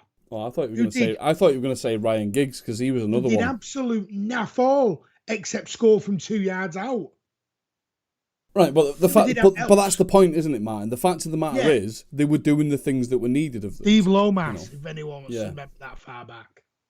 Steve Lomas had one job. Get the ball, win it, pass it 2 yards to your right or left to King Gladze. Job over. That was Steve Lomas's job. Sure. And it was just King Gladze who failed to do his part. But he did his job. But to get back to the original thing though, Martin. Mahrez and Jesus, at different points this season, have done what's required of them. So, can you mark them down for that? Not really, because other players have done the flair. I mean, look at Bernardo Silva. The first thing that anyone this season can say about Bernardo Silva is, oh my God, how hard does he work? But then, at the same time, Bernardo Silva has also done some incredible footwork. He's dribbled past players. He's scored goals. He's actually a complete player, Bernardo Silva. Just look at the distance run. But the reason that Bernardo Silva is such a complete player is because he's backed up by 10 people that are doing their jobs. Now, and this is the best comparison to draw. When your boy, King Gladze, was playing in that Manchester City team, when King Gladze was playing well, he was a world beater. But when he wasn't playing well, when he was being sulky and miserable, he looked bang average. And there hasn't been one City player in this team so far this season that has been sulky apart from Foden a little bit the other day. And that's the key difference between this team and any other team that we've had. They're all firing on all cylinders. They don't have to be putting in the flair. They don't have to be dribbling past 10 players. They don't have to be scoring 50-yard screamers. But they're doing the necessary things, and they're all doing their jobs incredibly well. They're not going to be lauded in the same way as Ronaldo and Messi, blah, blah, blah. But they're winning frigging titles, Martin, by playing very well. Yeah. I mean, I'll give you an example. Johnny Evans at Manchester United. Johnny Evans, yeah, it was great. Jones. I'll give you another example, right? So, Ramsdale's the Arsenal keeper at the minute, right? Well, some will say best keeper in the league. Okay, right. Those people are watching Ramsdale dive across his net and put things out for corners and do these incredible saves for the cameras. Yeah. Ederson, the other week, made an incredible save, right? And he's done it a few times this season. Like, one of the things that me and Martin said about Ederson at the start of the season... Well, I'm going to get on to Ederson in a minute, but we'll do it now. One of the things that me and Martin said about Ederson was his distribution is world-class, second to none. His presence is fantastic. He's the goalkeeper this team needs. He's the goalkeeper that Pep Guardiola wants. Yeah. He's the first choice, blah, blah, blah, blah, blah, blah, blah. However, his shot stopping, a little bit suspect. Mo Salah's goal at Anfield, a shot-stopping goalkeeper would have parried that out, saved it, everything. There's a lot of goalkeepers on this planet that would have saved Salah's shot. Right? So you look at it from that side of things or look at it from the other side of things. In the last 5 or 6 games, Ederson's shot-stopping, he's clearly been working on it, right, Martin? Yeah. Big style. Big style. And you look in the games. There was the Wolves game at the last minute against Dendoncker. Great save. Leeds, even at 7-0 up, the guy's still putting off world-class saves. There was the one at Newcastle. Can't remember who that was against. And then there was the one the other night at Villa. If you remember, we were 2-1 up at Villa. And I think it was the 89th minute. And I can't remember who it was. I think it was Ollie Watkins. He pulled off a worldy save to let us win that game. And then, like I said the other night against Leicester, I had people saying, well, it's his fault. Why? Because he conceded 3? No. Because you look in that game, there was a free kick in the first half from James Maddison, who can, trust me, Maddison can hit a ball. And he put a perler of a free kick in. Absolute whip. It had pace, it had accuracy, it had everything. But there was Ederson in the net who flicked the ball up with his hand onto the bar and out. That's what a top goal. That's what Ederson wasn't doing 2 or 3 months ago. And he's clearly gone away and he's worked on it. And that's what you got to do. That's what makes good managers, good coaches, that they can see the problem. We can all do happy clappy. Manchester City are brilliant. We're top of the league. Look at us. But what makes you that world-class team is that when you are winning, you look at the negatives, you look at the issues, and you fix them. Because there's an old saying, nobody's ever perfect. There's always room for improvement. You'll say it in your job every day. You'll get, Rob says it to me on air. When I go, oh, that was good, wasn't it, Rob? And Rob goes, well, let's see me do it next week or the week after or the week after or the week after. Because it's not just about doing it once, twice, 3 times. It's about doing it on a consistent basis. That's what makes you world class. Anyway, that's my rant over. All right, Martin. So we've been waffling for about an hour and 27 minutes now. What about the rest of the Premier League in general? Now, at the start of the stream, you made the wild allegation that the league has been boring this season. What about other clubs? And let's start by saying, you know what's already been, Martin. What do you expect for the second half of the season? And is the January transfer window going to be insane? Like, are clubs like Newcastle going to somehow magic money up? Well, Newcastle apparently going to buy Dusan Vlahovic and Trippier, and they're suddenly going out buying the World 11 all of a sudden, Newcastle. And unfortunately... But what about other clubs? Apparently, the one thing I will say, and it has come out, and Manchester City have also confirmed it, is that they did make a loan inquiry for Cole Palmer, and they were told to piss off very, very abruptly. So they were. I did say Newcastle shouldn't need to go down the buying, because Dusan Vlahovic will cost them 80 million plus 200 grand a week wages, and he won't want to play in the Championship if they go down. So that wasn't what they needed. They needed to go to and be cute, and they were trying to be cute by going and getting Cole Palmer. Someone asked about McAtee, and they were all told no. So that's good. I'm expecting... There's 19 other clubs, Martin. So what are the 19 clubs going to do, if anything? Are Everton going to find some money down the back of the couch? Are Liverpool going to pay Everton are gonna 250 do a bit of million. wheeling dealing, Because by the sounds. I've heard that Liverpool have got at least 280 million left of the Coutinho transfer fee to spend on players. Because they're very good with their money, Liverpool. Oh, so. yeah. Chris Becky, yes, they do, mate. I've heard fan cams on other channels, mate, and that's from Newcastle fans. Everton are going to have to do a bit of wheeling dealing. So I think Cal said they brought somebody in to play a left back for Digne to go out. I think that's how Everton will do it. It'll have to be one in, one out for Everton. Norwich, I don't know if Norwich will do anything because I think Norwich are. Do you know when a team gets cut off? I mean, at the table at the moment, let's have a look at the table.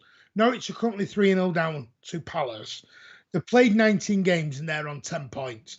They've got Burnley and Watford who've got 2. Burnley have got 4 games in hand. Watford have got 2 games in hand. So Norwich haven't won a game for God knows how long. So do Norwich keep the powder dry? Well, I don't know, Martin. I mean, what about the other teams? What about the ones that are closer to us, like United? Do they spend more money? Do Arsenal? I mean, listen. I've been seeing all over social media and all over the BBC and all over Sky Sports that Arsenal are now planning a title charge in the second half of the season. So are they putting their hands in the pockets? Are Chelsea going to reinvest? Are Chelsea going to try and sign another player? Chelsea Liverpool, apparently... United apparently... don't rule United out, apparently. Apparently United are going to take the lead. I mean, United last night against Newcastle... United buying all the Bundesliga. Well, this is my point, Martin. I mean, I watched Newcastle versus United last night, and it was horrendous. Newcastle United should have won about 8-0. Manchester United were better under Solskjaer than they are under... That's my worry for Newcastle. I said on Pete's channel, which is a brilliant channel, by the way, PD Proudlook, go and have a look at that, that they needed to beat a top team. And when I mean top team, I don't mean United. I meant as in... Shedders, mate, if you listen to half the United social media, Ralph Ragnarok, Thor Ragnarok's the greatest ever manager. They're lining up Zidane to be his assistant. They're signing Neymar, Mbappe. They've cloned Varane. They're selling Luke Shaw for 300 million, who's going to finance the Haaland deal. Tellez is now the best half-back in world football. Prime De Gea is back, apparently. I don't know if anyone watched United last night, but they looked like a conference team. They were awful. Right, okay, they were awful. If you're a Newcastle but they're leading fan, a title charge, apparently. But Robbie, if you're a Newcastle fan, does that not worry you a bit? Because I listened to... Sorry, what's supposed to worry me about that? No, I know you're not worried, but I said if you're a Newcastle fan, because I listened to Pete's channel. No, I'm asking for clarification on what you offer. Well, on his fan You're cam. talking about Manchester United, not Newcastle United. Yeah. Well, on Manchester United, listen, it's not the manager. We've always said, jokingly, it was the manager. It's not. It's the group of players that are in there. And we've always said, what Manchester United have done, they have gone and bought individuals. What United buy are Instagram. What United have done is bought FIFA. They've bought FIFA. Yeah, they basically buy Instagram followers. They have a look on Instagram. They see what players got the most Instagram followers and they go, oh, he'd look good in a red shirt. Let's buy him. So they've gone and bought a load of Instagram following players. We always said that PSG are never a team. They're a team of individuals. That's what Manchester United are, the PSG of English football. They're not a team. It's not the manager's fault. Never was. They've got rid of all the back. Everyone was blaming McKenna and Carrick and everyone else. And it was never them. It was the 11 or 12 arseholes on the pitch who couldn't give a donkey's ass about the badge they were playing for. And that's fact. And that's the way it is. And the reason I was saying about Newcastle was I listened to a fan cam on Pete's channel earlier. And a Newcastle fan went, if we can't beat that Man United, who can we beat? That was what he was worried about. Because he was like, we can't even beat that shower of shit. So that was what he was worried about. That was the chance to get 3 points. And they didn't do it. Because Cavani... That really is a bit... I mean, I said last night, I said that Newcastle dropped 2 points there. I mean, they absolutely destroyed United. Dropped 2 points. And that's more worrying for Newcastle than it is for United. And the good thing is for United, apparently they're closer to Norwich than they are to us. Yeah, so well, mind that title gap. charge, isn't it, mate? Mind that gap. Listen, I don't care. They could have brought Zidane. They could bring Pep into that team, and it'd do nothing. Because they brought Ronaldo, who's going to smile away and look happy on Instagram, and Jack Anori in a shirt because he's 39,000 years old. It's older than that, It was his birthday on Christmas Day. Unfortunately, I thought Jesus played for City, not United. It just doesn't work. It's not FIFA. It's not pick who you want out and away you go. It doesn't work like that. You've got to. That's why Manchester City look at profiles. City could do. Yeah, all right. So let's get back off the City because I know that you want to take every road back to Manchester City. But let's talk about the rest of the league. So the transfer window in January. Will Chelsea do anything? Yes, I think they'll buy a goal scorer. No, I think they're hoping What's their problem? Gets going. I think they could buy a cam. Oof. But what about all these people that say like Ziyech and all the rest of it and Pulisic are all like the greatest players ever? Ziyech or Pulisic was the ones going to Barcelona. The Torres deal fell through. Can I make a request? Can we please sign Conor Gallagher? Apparently, he has got a future at Chelsea. Tuchel's come out and said that he will go back to Chelsea and compete. Whether that means now or whether that means at the end of the summer, I don't know. Don't rule out Chelsea trying to get that loan deal terminated. Whether they've got an early callback, I don't know. West Ham, I expect a little bit of business because they are, I'm not going to say they've fallen off a cliff, but they are. I know, yeah. I'm not a West Ham fan anymore, Martin, because they've let me down recently. Screw They let you down. They're winning today. Oh, I'm back on board then. Choo-choo! They haven't won in 3 games apart from today. Today they are, let's have a look. I think they are currently, they're 3-1 up at Watford, but don't worry. Oh, I'm back on the hype train then. Back on the hype train. So I think West Ham might do 1 or 2 deals. I'm expecting loan deals. I'm not expecting them a lot of money to be spent for the simple reason we're back into COVID. I know Boris has said this one's a lot milder and we don't need to worry as much anymore. But where are you going with this train of thought, man? No, what I'm saying is waffling. Blah, blah, blah, blah, blah, I don't think the money will be spent. I think people will keep the powder dry for the summer. Oh, I'm the opposite, mate. I think people are going to... Listen, I don't think Newcastle will be the only team to come and knock on our door for a few EDS Whoa, your horse is right. The delusion of the Premier League... The delusion of the Premier League is such. Go on. West Ham believe they can definitely get top 4. Leicester believe they can definitely get top 4. Manchester United definitely believe they can get top 4. Okay, so that's 3 teams already who are going to spend money. Tottenham definitely believe that they can still get top 4. That's 4 teams spending money. Liverpool, Chelsea and Manchester City, right? Liverpool and... Listen! Stop waffling your head about. Blah, blah, blah, blah. Liverpool and Chelsea still believe that the league can be won by them.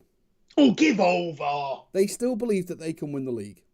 Liverpool, yes. Chelsea, no. Blah, blah. They still believe that they can win the league, so they're going to spend money. I promise you. All the teams are going to spend money, mate. They're all going to spunk money this January. Like the summer transfer window that me and Martin did a 12-hour stream in it, and there was nothing to talk about. Like we talked about Martin's tie for about 45 minutes because there was naff all to talk about, right? Yeah, that's why we're not doing money. This January, I'm telling you, money is gonna fly. Money is gonna fly. Yes, we are. We're doing a 12-hour live stream at the end of January. Money is gonna fly. I'm telling you. Blah blah blah blah blah blah. Telling you, money is going to fly in this January transfer window. There's going to be 3 or 4 teams desperate to not... Burnley won't spend any money, but Newcastle will. Norwich will. Aston Villa will spend money. Everton will spend money. Leeds, they're getting relegated with $1 billion in the bank, mate. But they're going to spend money in January. Everybody is going to spend... I mean, I've heard that Calvin Phillips is going to go to Newcastle in January, Martin. You know what I mean? Everyone's going to spend money. Who's told you Calvin Phillips is off to... It's on the frigging BBC, Martin. And you know how much I love the BBC. No, seriously. Seriously. Don't be saying that. I'm telling you, the amount of money that's going to get spent in January is going to be ridiculous. And the teams, like literally, you're going to see Neymar go to Norwich, Martin. It's going to be ridiculous in January. Stephen Dempsey, I bet they don't, mate. I bet they don't. Telling you. Honestly, I mean, all right. the transfers that are going to happen, honestly, Martin, Vieira, who's currently a manager, is going to sign for Norwich on a 2-year deal. It's going to be the stuff that's going to happen in January in the transfer window is going to be ridiculous. Okay then. Steven Gerrard's going to start playing for Villa. All right then. All right. Let's stop. Give me, and you can join along in the chat if you want on this. Give me 2 players who will definitely go somewhere, and how much for? Kieran Trippier, Newcastle United, 45 million. 45 million. Right, there's one. So I'll make a note of that and join in the chat if you want. Dusan Vlahovic, blah blah blah blah blah. Vlahovic. Blah, blah, blah, blah, blah, blah. Don't say Newcastle. Chelsea, 68 million. Chelsea. What makes you think they're going to want a striker when they've got Lukaku?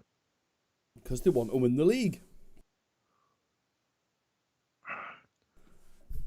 Edin Dzeko, Arsenal. Where the hell? I said 25 2. million. You're giving me loads now. Manchester United are going to sign Lewandowski, 13 million and a bunch of add-ons.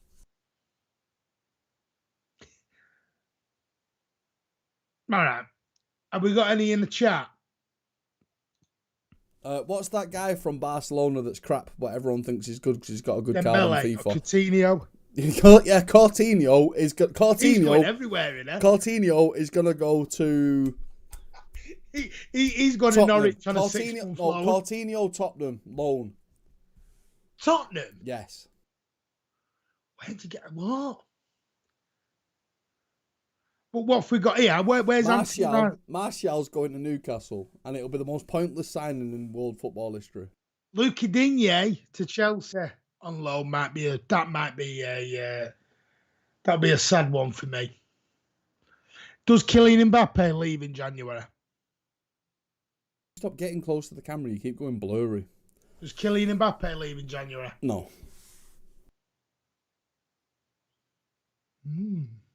Could a Premier League club get involved in the Kylian Mbappe deal? No. Or is he Real Madrid back no matter what? Yes. Okay. Mbappe's not going to play in the Premier League. He'd get found out. He's scared of coming to the Premier League. He'll go to Real Madrid and everyone will think he's great. If you go back to when I think it was the 2nd or 3rd video we did on the channel, when people used to watch us.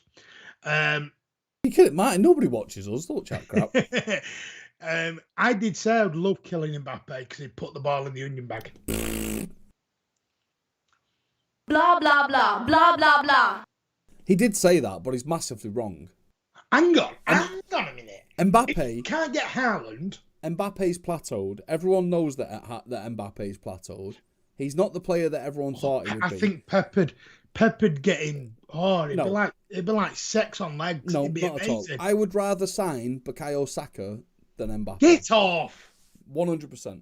No, because Alan Howard would have a go at him every week. 100%. I would rather sign Bukayo Saka than Mbappe. 100%. No, we can't buy Saka. I'm just saying, if you offered me Mbappe and Saka, I'd take Saka. Would you have Martial at centre? To do what? Under Pep? We've already got someone cleaning the Under players' Pep? groups. No, Martin, no. Rashford's the only United player I'd He have. was crap last night. Did you see him?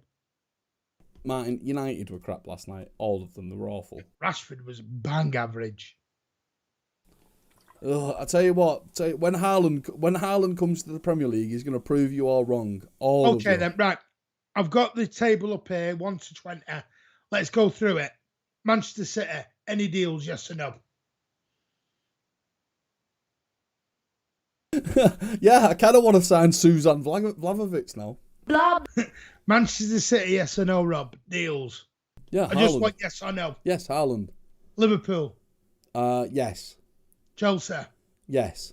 Arsenal, Yes. West Ham, Yes.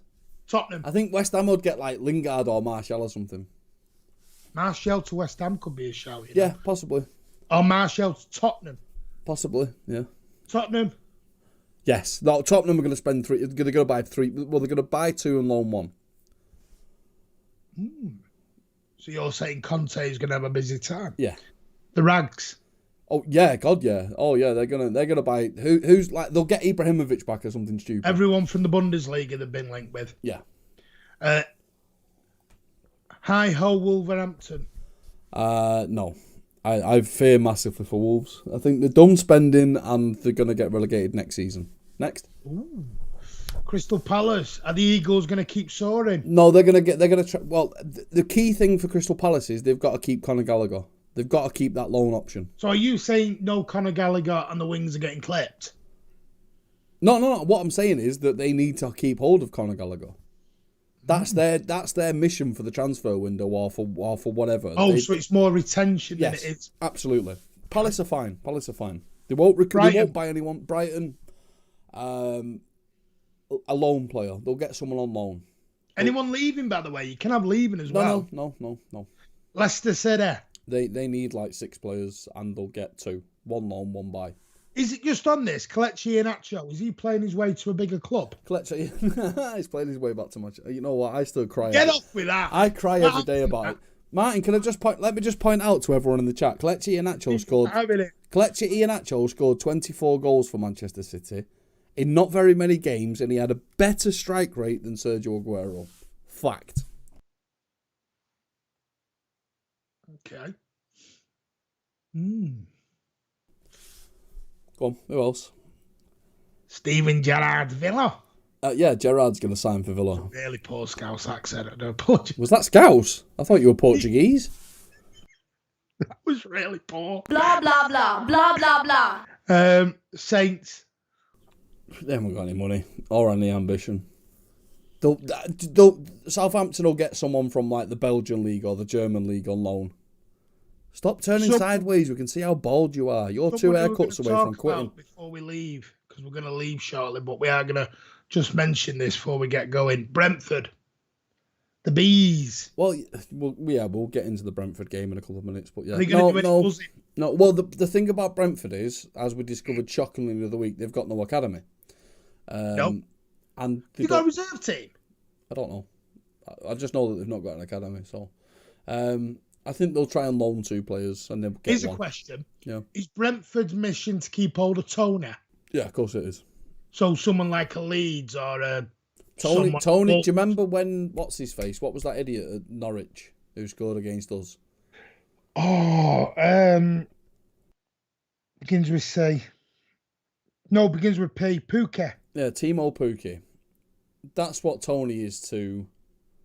Absolutely, Iheanacho is better than Prime Ronaldo. Fact. Yeah, Timo Pukki, Tony, blah, blah, blah. It's the same thing. So Brentford need to keep... Yeah, they need to keep hold of him. Fact. Yeah, next. Everton shootout. Well, if they lose Luca Digne, they get worse, don't they? Have they been sucked on way too much? What? What are these analogies? Have they been sucked on? What?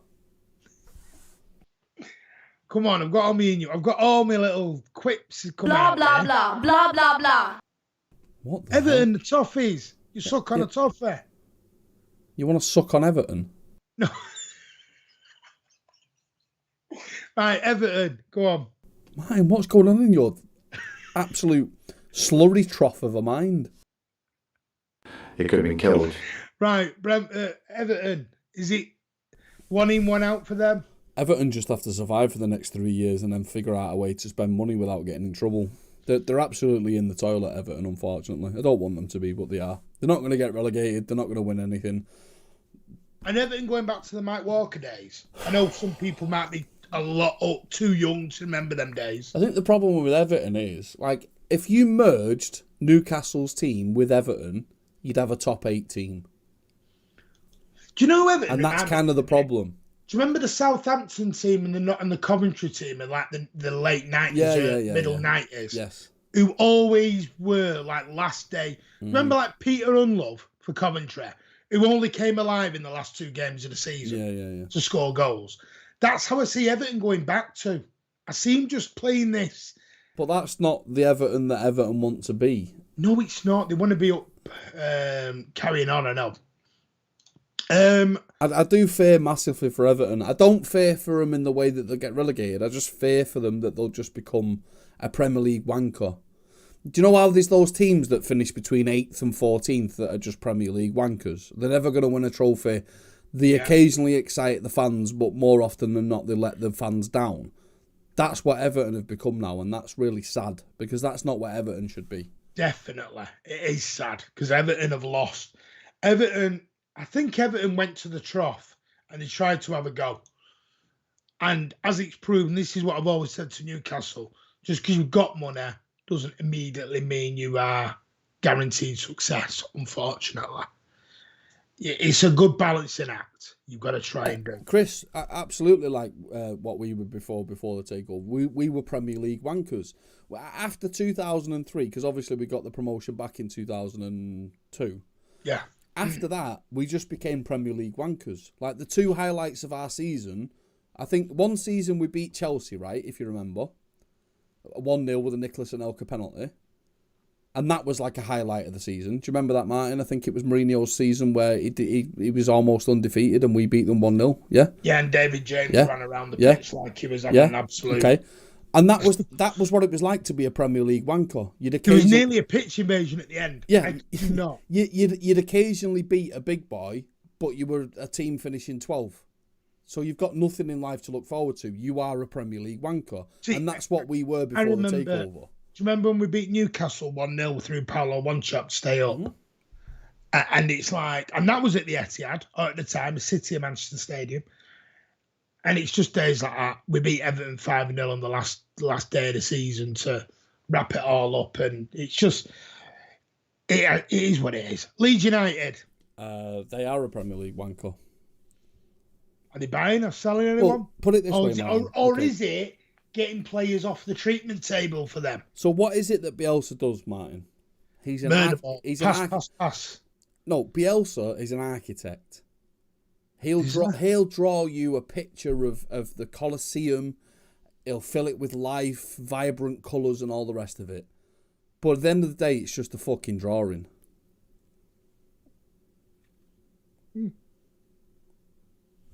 Watford. Premier League wanker. Ranieri. Has Ranieri got much time left at Watford? He's not got much time left in football, but he's still a better manager than you could give him credit for. Yeah, but we're talking about the Pozzo family, and like I said a few weeks ago, the Pozzo family. The problem with the Bozo. Yeah, but Martin, the problem with the Bozo family is there's only a limited selection of managers in existence, Martin, and they've already sacked half of them, Martin. They'll go to Serie B or Serie C, or they'll be running down the alphabet and come out with some. Yeah, Steve Dempsey, 6 goals at home all season under Pearce. Yes, Premier League wanker. That is the dictionary definition of a Premier League wanker. Do not disrespect Samaras and Bernardo Corradi. Samaras and Corradi were the worst strikers I've ever seen play football. And I've seen John Macken and Bob Taylor play. All right? Get lost. I've seen Gareth Taylor play. Gareth Taylor was shit all over Bob Taylor. No, he wouldn't. Shut up. Richard Dunn was more prolific than Samaras and Corradi in his own net. Anyway, so I've seen Jerry Craney play as a striker. You off with your Jerry Craney. I swear, do you earn money? I'm never forgiving Alan Ball for buying him.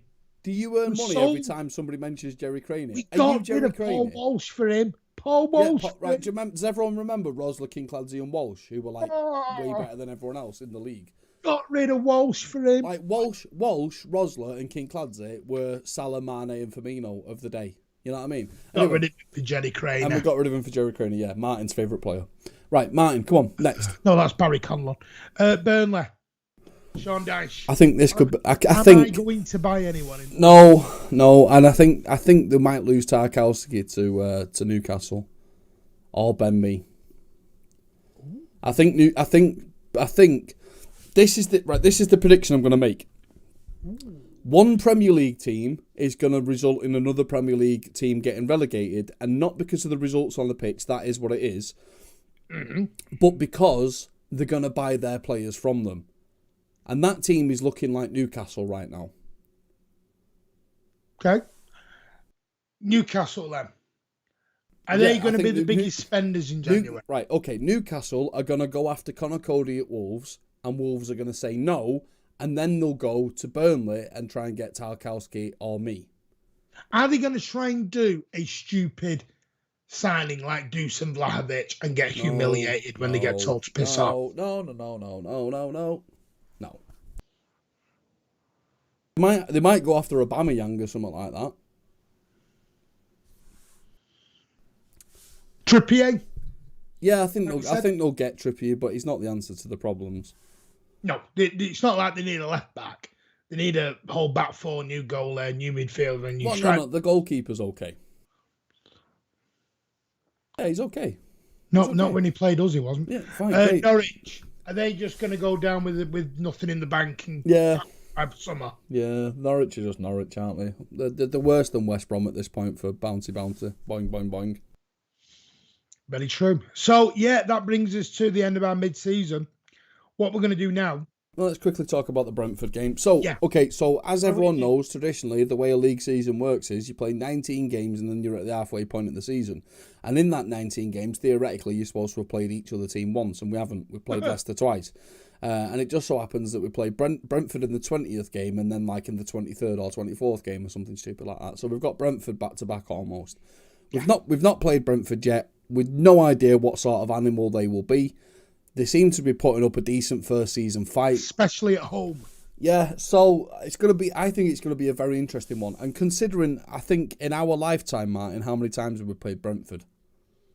The last time we played them, and I might be wrong here, is when we played them in the FA Cup when Uwe Rosler scored. Yeah, good shout. So what I'm trying to say is that it's a team, right? You can have watched them a million times in the Premier League this season if you wanted. Personally, I haven't. I've seen them once or twice, but it's a total unknown for us. Relatively, it's a total unknown. We don't know whether we're going to get an injured bear or whether we're going to get a chihuahua. We don't know what we're coming up against. No, and the thing is, they're at home, and I've got one hell of a vocal support behind them. It's a new stadium. It's a very enclosed stadium. It's a very tight knitted stadium. I'm banging my foot there.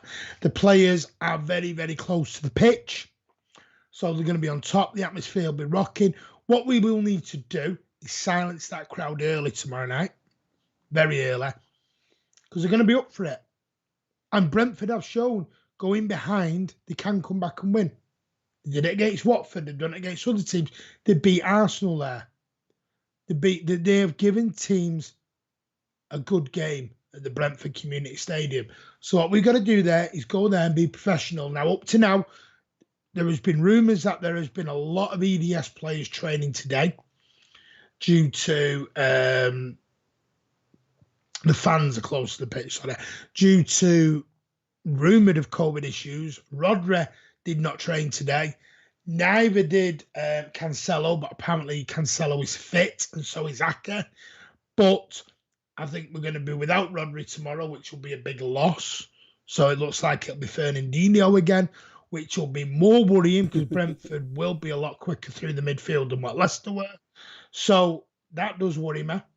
Do I think we'll get... I don't know. I agree with you about your concerns about Fernandinho, but I just think ability-wise, we've just got ability. Ability-wise, we've got far too much. Yeah. I'm going to make a bold prediction. Cole Palmer's going to be a match winner tomorrow. I'm not expecting him to play, mate.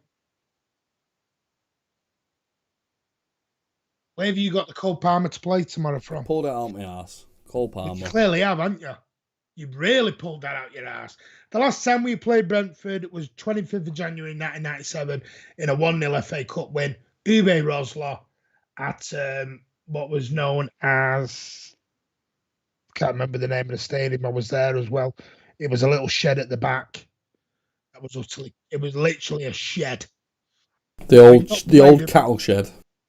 It was literally, like, if anyone's ever been to Southend Stadium, Roots Hall, it's a little shed at the back. Literally, you get about, I don't even think there wasn't seats at the time. It was stood up, Bill.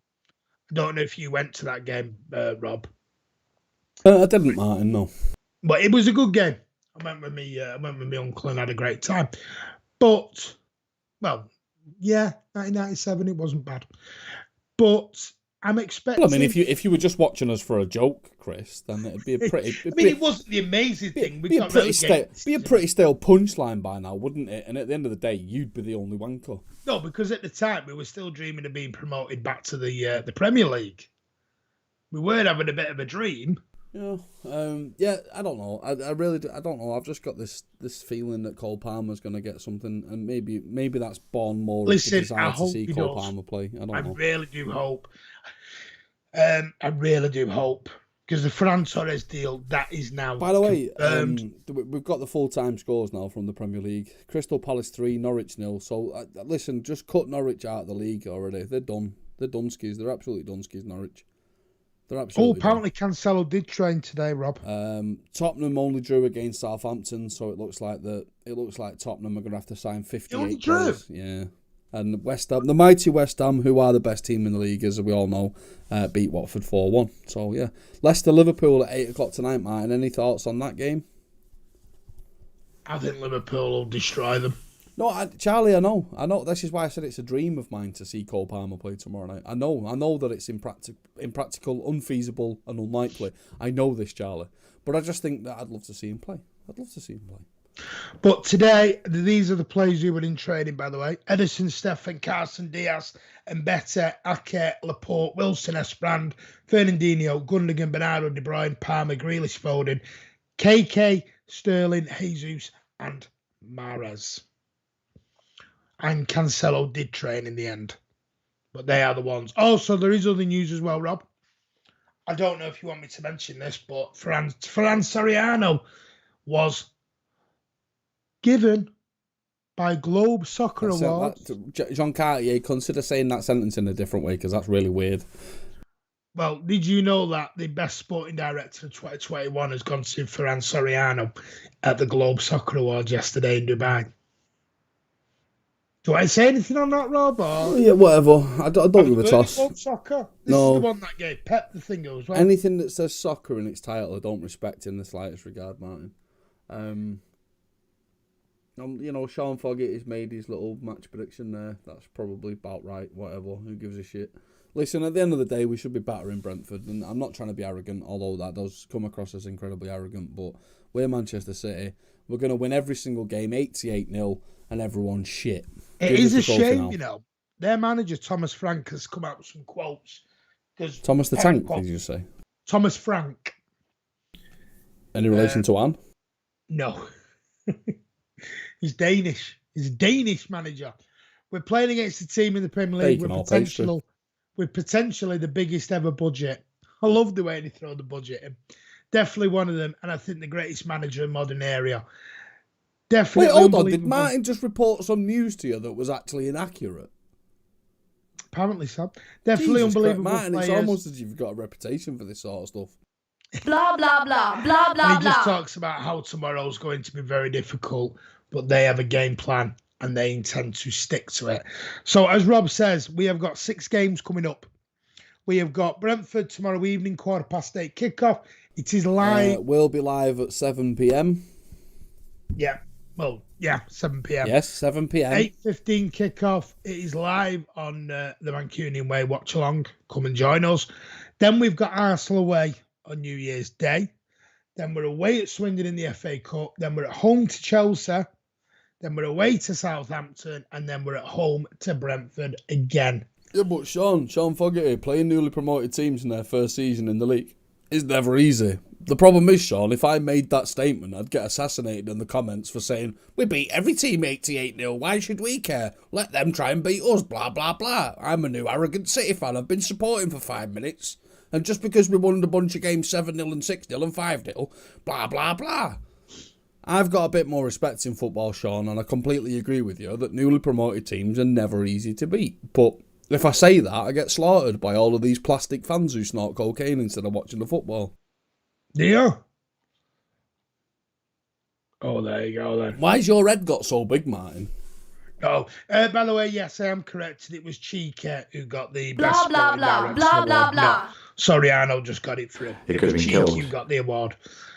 Still don't agree with it. Still think it's a lot of waffle. The Globe Soccer Award. Martin, it's like the Ballon d'Or. Who gives a shit about it? It's pointless and stupid, and it's just for fart smelling, isn't it? Yeah, but why do you even care about a trophy called the Soccer Trophy? Who gives a shit? I don't know. It's just that people have talked about it, so just give my opinion on it. I think it's a load of waffle. Never mind. Anyway, So, yes, 7:15 tomorrow here on YouTube. We will be live with the watch along. Brentford. We're not on YouTube tomorrow night, Martin. We're on. We're on Twitch. No, we're on MySpace. Blah, blah, blah, blah, blah, blah. Yeah, we're on YouTube, Martin. Yeah. Did you not see the cogs going in my head? I saw the steam coming out your ears. Rob was like, overload. Yeah, we'll be on YouTube at 7 p.m. tomorrow. Then we'll be live with post-match as well. And hopefully, Richard will be joining us on post-match. You never know. Well, no, I mean, you're just putting Rich on the spot there, aren't you? Yeah, anyone watching in the UK, it's definitely on Amazon. I don't know how... So people might have global Amazon accounts. I don't know whether it's the same deal for you lot or not. But either way, the match is, for all intensive purposes, $7.99. If you've not got an Amazon account, just spend the $7.99 or get your free month or whatever and watch. Or just come and watch us. Well, people will do that anyway, won't they, Martin? But whatever. Do you know? I don't know about the Arsenal game yet. I will let you know about that. We'll keep you updated. Why not about the Arsenal game? Because it's New Year's Day and I do family stuff on New Year's Day. And? Do you mean and? So what? I might not be here. My name's Martin Horsfield and I want to do a channel and I want to do watch-alongs, but only when it's convenient for me. I can't help Christmas and New Year. Well, you can. I mean, it's not as if you're going out on the piss on New Year's Eve, is it? Well, no, I am. I'm having a party at my New Year's Eve. Oh my God, a party at yours. We're going to have 3 bottles of fucking Tesco Bitter. No, and then New Year's Day, we are going out to families for dinner. Oh, for fuck's sake. I don't give a shit. You're doing a watch-along Arsenal. But I think, what time's kick-off? If it's around 12-ish to 1-ish, I'm all right. If it's about 4 o'clock, then I'm screwed. If it's about 12 o'clock, let me check. That's actually a good point. I better check what time the kickoff is. Anyway, this can all be dealt with off-air, Martin. Say goodbye to the people. Yeah, can I just say big thank you to everyone. I hope you had an amazing Christmas. I hope you all looked after your family. Have an amazing... We will see you tomorrow night, so I'm not going to say have a good 12:30 kickoff. Perfect. We'll be doing a watch-along. I can't wait for all the hate-filled misquotes in the comments afterwards. I'm sure that people will cherry-pick certain words and turn them into agendas, blah, blah, blah. I can't wait to answer them all. Yeah, can't wait. It's going to be wonderful. Me and Rob are going to get... I just want to say to you all, I'm glad that you before you make the comment, I'm glad that you're going to make a hateful comment towards me. I'm so grateful for everything that you don't do for me, life. Have an amazing night. Enjoy. We'll see you tomorrow live at 7 o'clock. Please give the thumbs up if you enjoyed it. If you didn't, tell us why in the comments. Don't forget, we will reply to every single comment. It'll be me and Rob. We'll both reply to you. Fee for the goat. Fee for the goat. Fee for the goat. Yeah. There's loads of people. Big thank you. Speaking of diddums, fucking hell, imagine blocking people. Yeah, bye. Take care.